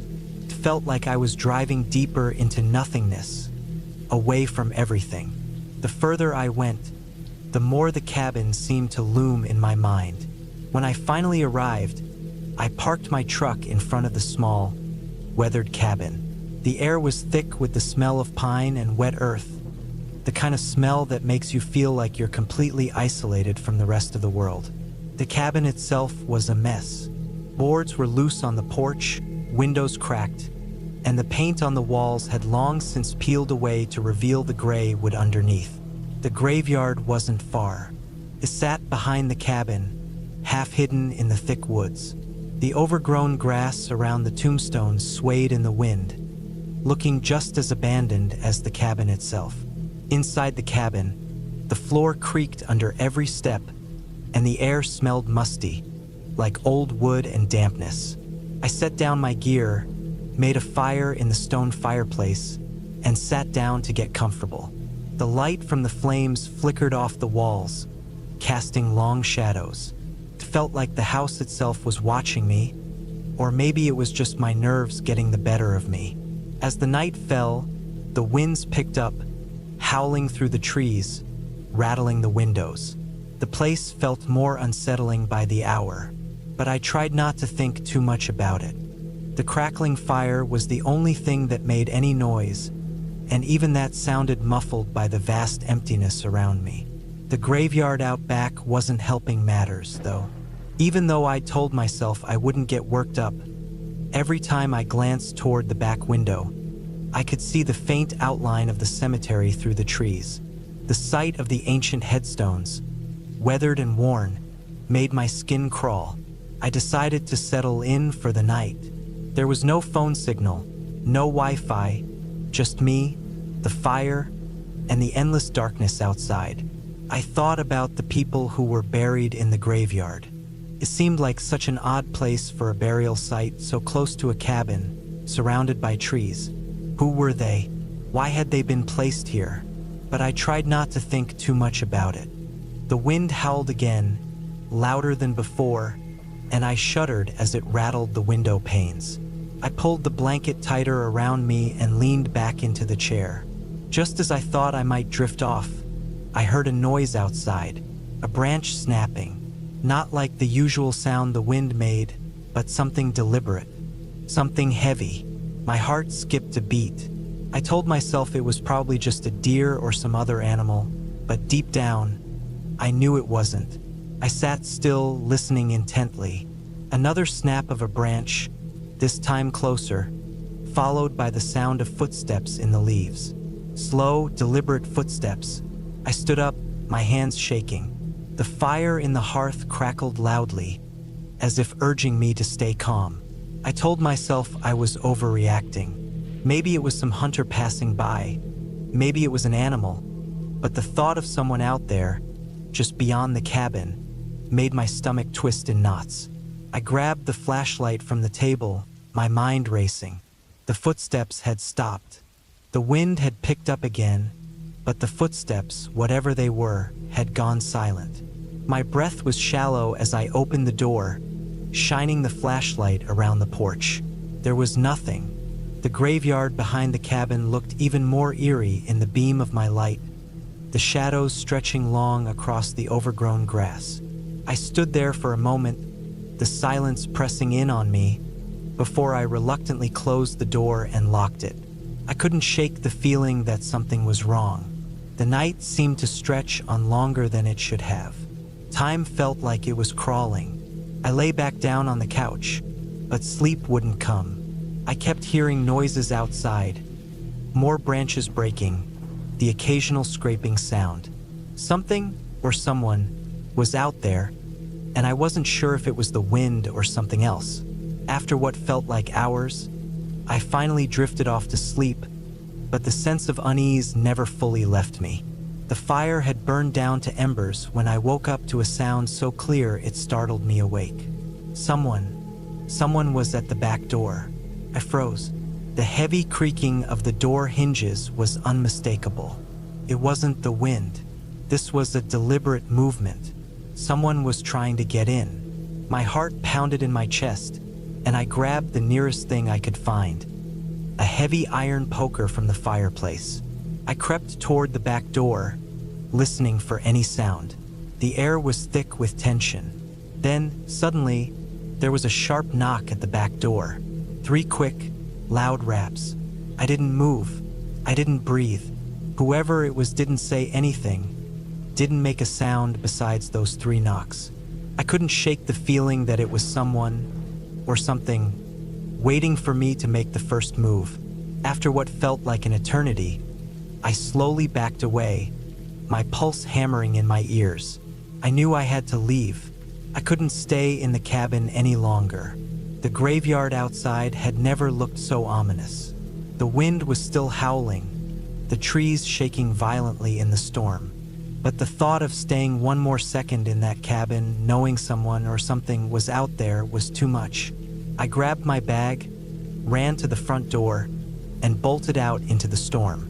The rain poured down, the wind gusted, and the dark woods seemed to swallow everything in its path.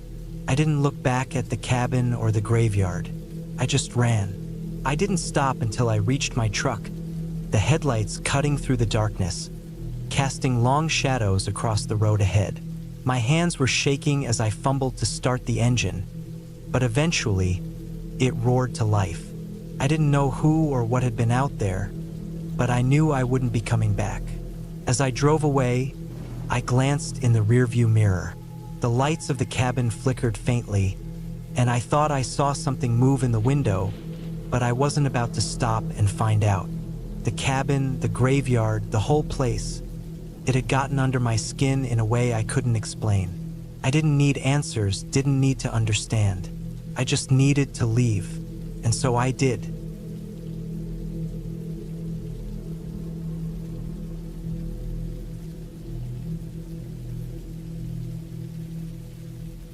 The cabin stood quietly at the edge of the woods, half buried in a blanket of snow. It was mid-November, and the air had that sharp bite to it, the kind that made your breath come out in short clouds. I'd rented the cabin for a weekend of hunting. It wasn't my first time doing something like this. I'd been hunting for years, but this trip felt different. Maybe it was because I'd been under a lot of stress at work, or maybe it was the isolation that I craved, but something about this place made me uneasy the moment I saw it. I wasn't alone either. I had my buddy Mark with me. We used to hunt together a lot, but life had pulled us in different directions. This trip was supposed to be our way of reconnecting, of getting back to the old days. But as we pulled up to the cabin and stepped out of the truck, something about the place didn't sit right with me. Mark seemed fine. He was excited, unloading gear from the back of the truck, laughing about how we'd bag a deer by midday. But I couldn't shake the feeling that something was off. Maybe it was the way the trees stood in clusters, dark and thick, just beyond the clearing where the cabin sat. Maybe it was how the wind had this eerie whistle to it, carrying the scent of something I couldn't place. I tried to brush it off. We were here to hunt, not to overthink things. The cabin wasn't anything special. A small, log structure with a porch that creaked underfoot, its windows lined with frost from the chill air. It had a wood stove inside, a couple of chairs around a small table, and a bed in the corner covered with a thick quilt. It wasn't much, but it was enough for a weekend away. I didn't think I'd be spending much time inside anyway. Mark and I settled in quickly. We unpacked our gear, made sure the rifles were cleaned and ready, and set up a small fire in the stove. The warmth from the flames spread throughout the cabin, but outside, the temperature kept dropping. By the time we were ready for bed, the air had a heavy weight to it. The wind had picked up, howling through the trees like a wounded animal. I didn't sleep much that first night. I kept hearing things outside, branches snapping, footsteps crunching in the snow. But I told myself it was just wildlife. Deer, coyotes, maybe a bear wandering through the area. Nothing to be concerned about. The next morning, we were up before dawn. The sun barely touched the horizon, and everything was coated in frost, glistening under the weak light. The snow was deep, and the woods were eerily quiet. Even the usual chirping of birds was absent. We headed out, trekking into the woods, Mark leading the way. The further we went, the more isolated we felt. The trees stood tall, like silent sentinels, their branches heavy with snow. We split up to cover more ground. I set up at the edge of a clearing, overlooking a small ravine. The view was perfect. It was the kind of spot where deer might come through, drawn by the trickling stream below. I settled into a low crouch, rifle in hand, my eyes scanning the woods. Hours passed. The cold crept into my bones, but I didn't mind. I was used to the stillness of hunting. You had to embrace it, let it seep into your muscles and your thoughts. But something kept nagging at me, something in the back of my mind that wouldn't let go. I heard it then, movement. Something large, something moving through the underbrush. I tensed, trying to steady my breathing. But it wasn't a deer. It was too heavy, too deliberate. The sound was slow and heavy, like something dragging its feet. I strained my eyes, looking through the trees. The shadows played tricks on me, but I thought I saw something. A figure, just beyond the trees, moving through the snow. I raised my rifle, trying to get a clear shot, but then the figure stopped. My heart thudded in my chest, the hairs on the back of my neck standing up. I couldn't see its face, but I could feel its eyes on me, like it was watching. My fingers tightened on the trigger, but I couldn't move. I didn't know what I was looking at. It wasn't human. It wasn't an animal. It was something else. I didn't know how long I stood there, unmoving, my rifle aimed at the dark spot in the trees. But eventually, the figure moved again. Slowly, almost like it was testing the ground. It didn't seem to be in a hurry. It was just there. And then, as if it had never been there at all, it disappeared. I lowered my rifle, my hand trembling slightly. I had no idea what I had just seen. It was as though the woods themselves had swallowed it whole. I was about to turn and head back to the cabin when I heard Mark's voice behind me. He sounded panicked, out of breath. "Hey, we need to go. Now." I turned around, confusion setting in. Mark was standing there, eyes wide, his face pale. He looked like he'd seen a ghost. "What happened?" I asked, but Mark was already moving, heading back towards the cabin at a fast pace. Something in his demeanor told me this was more than just a close call with a deer. Something was wrong. We didn't talk much as we walked back. The wind had picked up again, swirling the snow around us, making it hard to see. The woods seemed alive with noise, branches snapping, distant animal calls, but it all felt wrong. It wasn't the usual rustling of nature. It was as if something was out of place, something that didn't belong. When we reached the cabin, Mark slammed the door shut behind him, locking it quickly. I followed him inside, the warmth from the stove barely easing the chill that had settled in my bones. I don't know, man, Mark said, pacing. There's something out there. I don't know what it is, but it's not right. I didn't know what to say. My mind kept racing back to what I had seen in the woods. Was it the same thing Mark had encountered? Or had we both just been imagining things? We spent the rest of the day inside, not daring to venture back out. The snow kept falling, blanketing the ground, hiding any traces of what might have been out there. The only sound was the wind howling outside, the occasional crackling of the fire. We didn't speak much. I could tell Mark was rattled, but I was too. Something was out there, something that didn't belong in those woods. But what was it? And why did it feel like it was watching us? The next morning, we packed up and left. We didn't stay for the rest of the weekend. Neither of us could shake the feeling that the woods weren't safe, that something was out there, waiting. Whatever it was better left undisturbed. I never went back to that cabin, and Mark, well, he didn't either. Sometimes, when I think back to that weekend, I can still hear the crunch of snow, still feel the eyes watching. And I wonder, what would have happened if we'd stayed? What would have happened if we hadn't left when we did?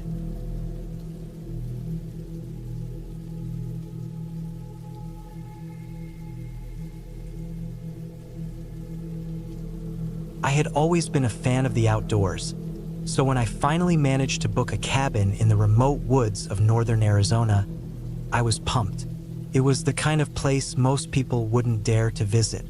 The cabin was about an hour's drive from the nearest town, which itself was small, just a gas station, a general store, and a few houses scattered around the dusty roads. It wasn't the kind of place where people came unless they were really looking to get away from it all.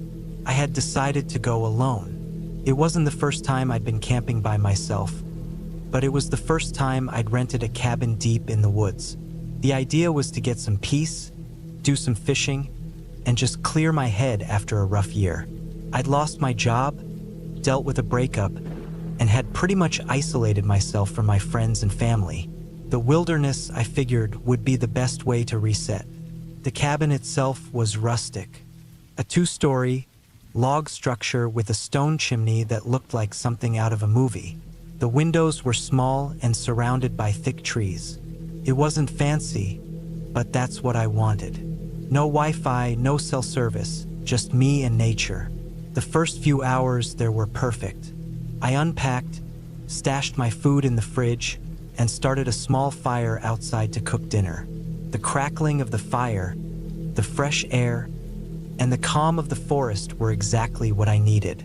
As night began to fall, the forest seemed to grow even quieter, if that was possible. The only sounds were the occasional rustle of leaves and the distant hoot of an owl.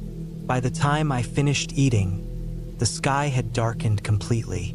I went inside, locked the door, and sat in the living room, sipping on some whiskey, enjoying the isolation. The fire crackled in the corner, and the silence in the cabin was almost soothing. But then I heard it, a faint scratching noise. It was coming from the back door, which I had locked earlier. It was so subtle that at first, I thought it might be a branch scraping against the wood. I figured it was just the wind. But then it came again, a slow, deliberate scraping sound, followed by a strange thud. Something or someone was definitely outside. I froze. The sound stopped for a second, and I strained my ears, trying to hear if there was anything else. Nothing. The forest was silent again. I chalked it up to a wild animal, maybe a deer or something larger. I grabbed my flashlight and checked the back door. Nothing. I stepped outside onto the porch, scanning the area, but all I could see was the black outline of the trees in the distance. My heart was still racing, but I convinced myself it was just my imagination. I'd been alone in the woods before, and I had always felt a little jumpy at night, especially when I was unfamiliar with the surroundings. I went back inside, locked the door again, and tried to shake off the uneasy feeling. I sat back down by the fire, but I couldn't shake the feeling that I wasn't alone. It wasn't just the noise, it was the whole atmosphere. The air felt thick, almost oppressive. I kept thinking I heard something moving outside the cabin, but every time I looked out, there was nothing there. Hours passed. I'd spent the entire night on edge, constantly glancing out the windows, listening for any more sounds.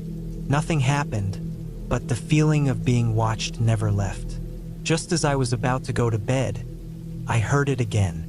This time it was louder, more pronounced. Footsteps.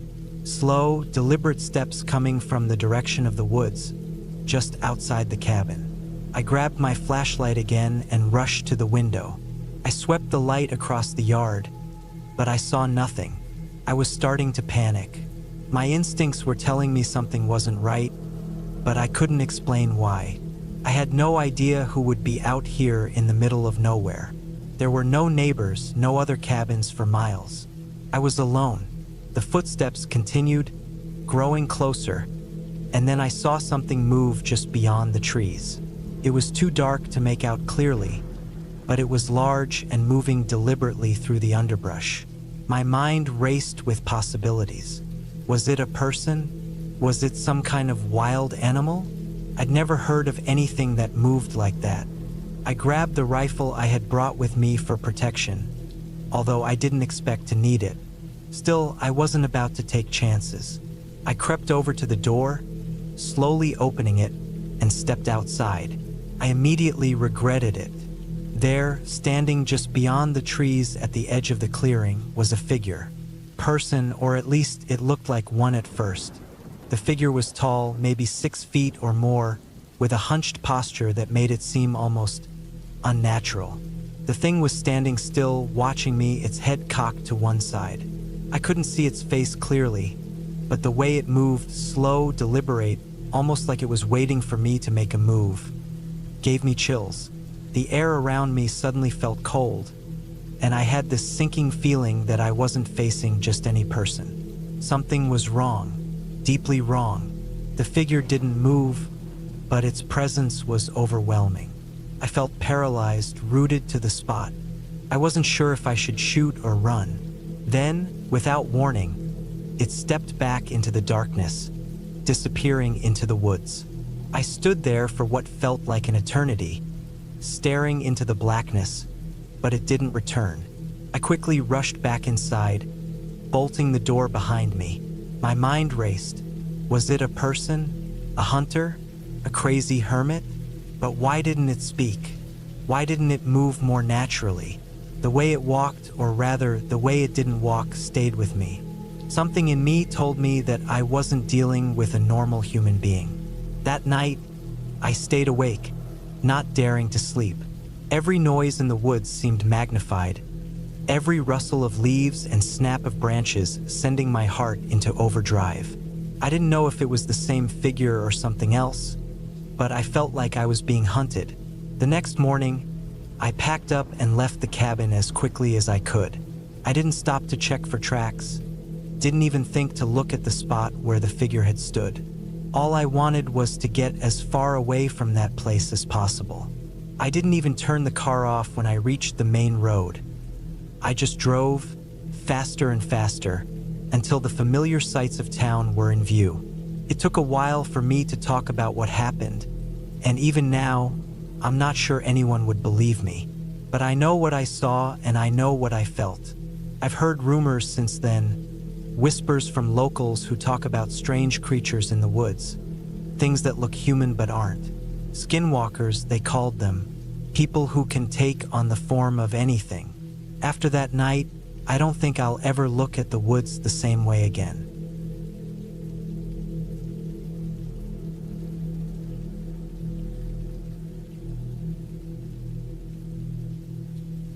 It had been a quiet drive for what felt like hours. The old pickup truck's engine humming steadily beneath me as the landscape outside slowly shifted from paved roads to dusty trails.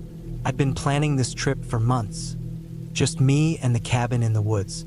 No one knew exactly where I was headed, and that was the way I liked it. A few hundred miles away from the nearest town, tucked deep into the heart of a pine forest, sat the abandoned cabin that had been left to decay for years. It wasn't much, but it was mine, at least for the weekend. The cabin belonged to an uncle who'd passed away a few years ago. He was a quiet man, a loner who'd built the place with his own hands. I remember visiting him once when I was younger, but I hadn't been back since. The place had been empty ever since, and I'd been told to keep my distance.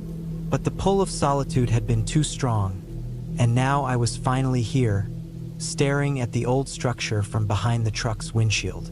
The cabin was tucked back in a narrow clearing, surrounded by a thick circle of trees. The sky was overcast, heavy with the promise of rain. The air felt damp, and the dirt road leading up to it was uneven, filled with the kind of ruts you don't notice until it's too late. I shifted the truck into park and stared at the cabin for a moment. It looked exactly as I remembered. The wood, once a deep brown, was now gray and chipped. The roof had begun to sag, and the small windows were cracked and covered in grime. A small porch sagged in front of the door, and the steps leading up to it were rotted through. But it was still standing, and that was enough. I grabbed my bag from the passenger seat and stepped out into the cool air. The ground was soft beneath my boots, the damp earth clinging to my steps. The forest was eerily silent. No birds, no insects. It was the kind of silence that makes your skin crawl. But I shook it off, telling myself it was just the isolation. I'd never been a stranger to being alone. Walking up to the porch, I paused for a moment and looked around. The trees seemed to stretch on forever, and there wasn't a sign of life anywhere. The house felt like it had been forgotten by time itself. I reached out and tested the door, surprised to find it still locked. The last time I'd been here, my uncle had been alive, but that was a lifetime ago. The thought of him passed through my mind for a second before I pushed it away. The key I'd found in the glove compartment fit perfectly. As the door creaked open, a blast of stale air hit me in the face. Inside, it was as if time had frozen. The furniture was still there, though the dust had piled up on everything. A faded plaid couch sat against one wall, its fabric torn in places. The small wood stove in the corner was cold and rusted.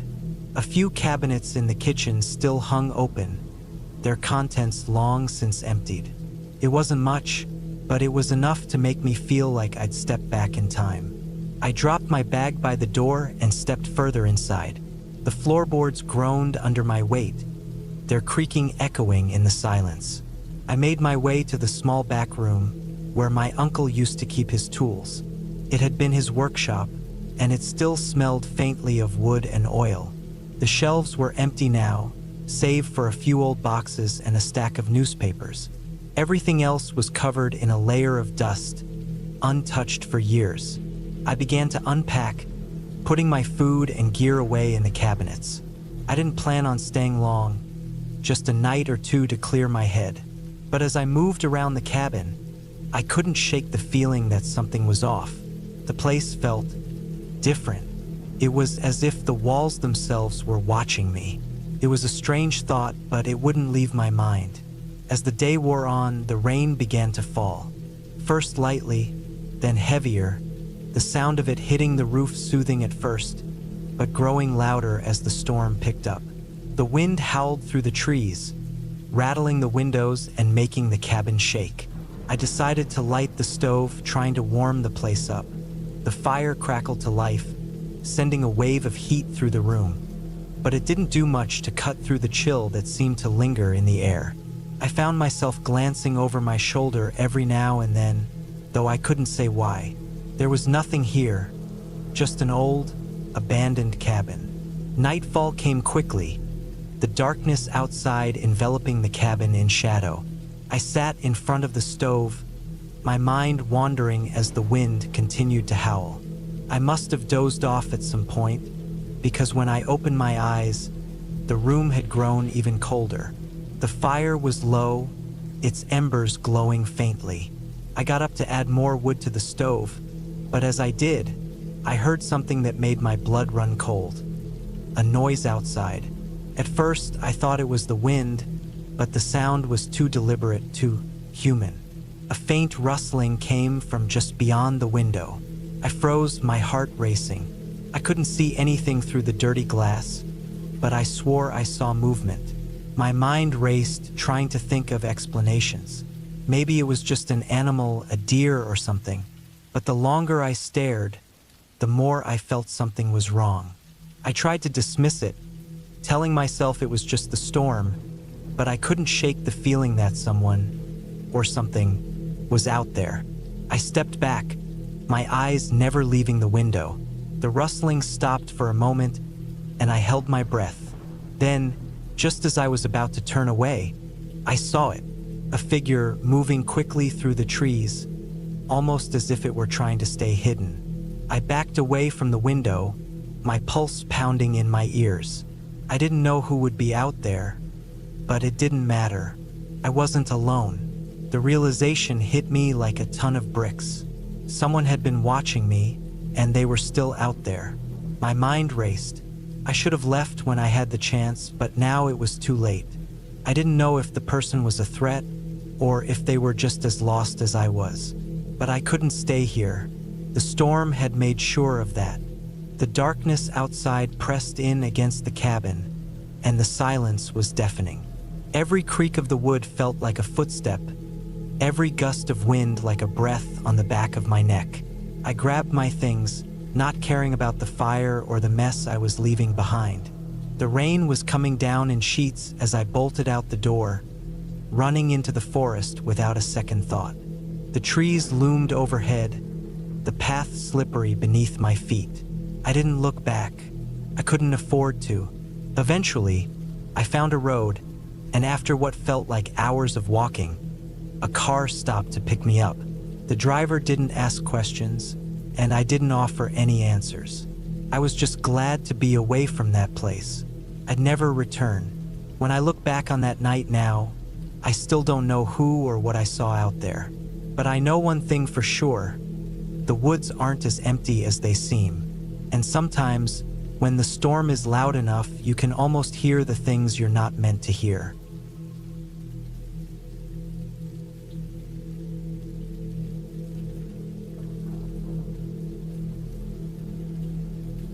It was supposed to be a quiet weekend, a short escape from the usual grind of life, away from the buzzing city and into the isolation of the mountains. I had rented an old cabin in the woods, somewhere deep in the Appalachian region of Tennessee, far from any neighbors or passing cars. Just me, some camping gear, and the sound of wind rustling through the trees. The place looked like it hadn't seen any real use in a while, but I was fine with that. The lack of modern amenities didn't bother me. In fact, I found it comforting. I wanted to disconnect completely. I arrived on Friday afternoon, just as the sun started to dip below the horizon. The cabin was nestled at the edge of a small clearing, surrounded by thick trees. The walls were weathered and the roof had some visible damage, but it felt solid enough. There was a fireplace inside, a few old chairs, a table, and a creaky staircase leading up to a loft. It was small, but it felt right, like a little haven where I could just forget about everything. After dropping off my stuff, I went outside to gather firewood and prepare the place for the night. As the day turned into evening, I started the fire in the fireplace. The flickering light and crackling of burning wood gave the cabin a warm, almost nostalgic feel. I spent some time reading a book, occasionally glancing at the shadows outside the window as the night grew darker. The silence in the woods was oppressive, almost unnerving. The only sounds were the wind and the occasional snap of a twig underfoot in the forest. It wasn't unusual, I thought. I was in the middle of nowhere. At some point, around midnight, I decided to go outside and check on the fire pit I'd started earlier. I figured it would be a good way to stretch my legs and maybe catch a glimpse of the stars. The cold night air hit me like a wall as soon as I stepped out of the cabin, and I shivered. The fire pit was just a few yards away from the cabin, near the edge of the clearing. The ground was soft, damp with the evening dew. I bent down to adjust the firewood, and that's when I heard it, the faintest sound from the forest. It wasn't a bird or an animal. It wasn't even the wind. It was more like footsteps, slow, deliberate, and heavy, coming from deeper in the woods. My first thought was that maybe it was a deer or some other large animal, but it didn't sound quite right. It sounded like someone walking on two legs, and not in a hurry, just walking. The hairs on the back of my neck stood up. I stood still for a moment, straining my ears to listen. The footsteps stopped, and then, after a brief pause, they started again, this time much closer than before. My heart skipped a beat, and I felt a surge of panic rising in my chest. There was no way anyone else could be out here. The road was miles away, and the nearest house was a good 2-hour drive. The only people I'd seen on the way in were the occasional trucker on the highway, but no one was out here in the woods at this hour. I stood there in the dark, my breath coming faster now, unsure of what to do. The steps were coming closer. I couldn't see anything through the trees, just shadows and the dim outline of the underbrush. It was all so still, yet I could feel the presence of someone or something out there. I wanted to turn and run back into the cabin, but my legs felt like lead, frozen to the ground. Then I saw something move, something large in the darkness. It was a silhouette at first, just a shadow against the darker backdrop of the forest. But as it came into view, I realized it was a man. Not someone I knew, but a man nonetheless. He was tall, wearing a faded jacket and a pair of boots that looked old and worn. His face was obscured by the shadows of the trees, but I could see the outline of his frame. He was moving slowly, deliberately, as though he knew I was there but didn't care. I could feel my pulse pounding in my throat. This was wrong. Everything about this was wrong. Why was he out here? Why was he walking like that in the dead of night in the middle of nowhere? I took a cautious step back toward the cabin, my eyes never leaving the man. The footsteps continued, slow but constant. He didn't seem to be in any particular rush, but he was getting closer, and I was running out of space between him and the cabin. I turned and made a dash for the door, not bothering to check if he was still following. I reached the cabin, fumbled with the lock, and slammed the door behind me, my breath coming in ragged gasps. I leaned against the door, trying to steady myself. The man hadn't followed me, at least not yet. I kept the lights dim, not wanting to attract attention. The fire in the fireplace was still crackling, casting an orange glow across the room. The shadows seemed to stretch longer, and the silence felt more suffocating than before. I tried to tell myself it was nothing, that maybe I had just imagined the whole thing. But deep down, I knew it wasn't the case. I wasn't just imagining it. That man had been real, and he had been out there in the dark watching me. I spent the rest of the night on edge, jumping at every little sound, even the creaks of the cabin settling in the cold night air. The fire eventually died down, but I didn't dare leave the safety of the cabin to rekindle it. The thought of stepping outside again, even for a second, made my skin crawl. I stayed up, staring at the dark window, until the first light of dawn finally broke through the trees. By morning, the fear had subsided, but the unease lingered. I quickly packed up my things, wanting to leave as soon as possible. I didn't care about the money I'd spent on the cabin or how beautiful the surroundings were. I just wanted out. I walked to my car, glancing over my shoulder at the cabin one last time, the dark silhouette of the forest behind it. The man, if he had ever been there at all, was gone. I drove out of the woods as quickly as I could, my hands gripping the steering wheel so tightly that my knuckles turned white. It wasn't until I was back on the main road, miles away from that place, that I finally relaxed enough to let go of the tension in my body. I had no explanation for what happened that night. Maybe it was a trick of my mind, a mix of exhaustion and isolation. But as I looked in the rearview mirror, I couldn't shake the feeling that something was out there, in the woods, still watching.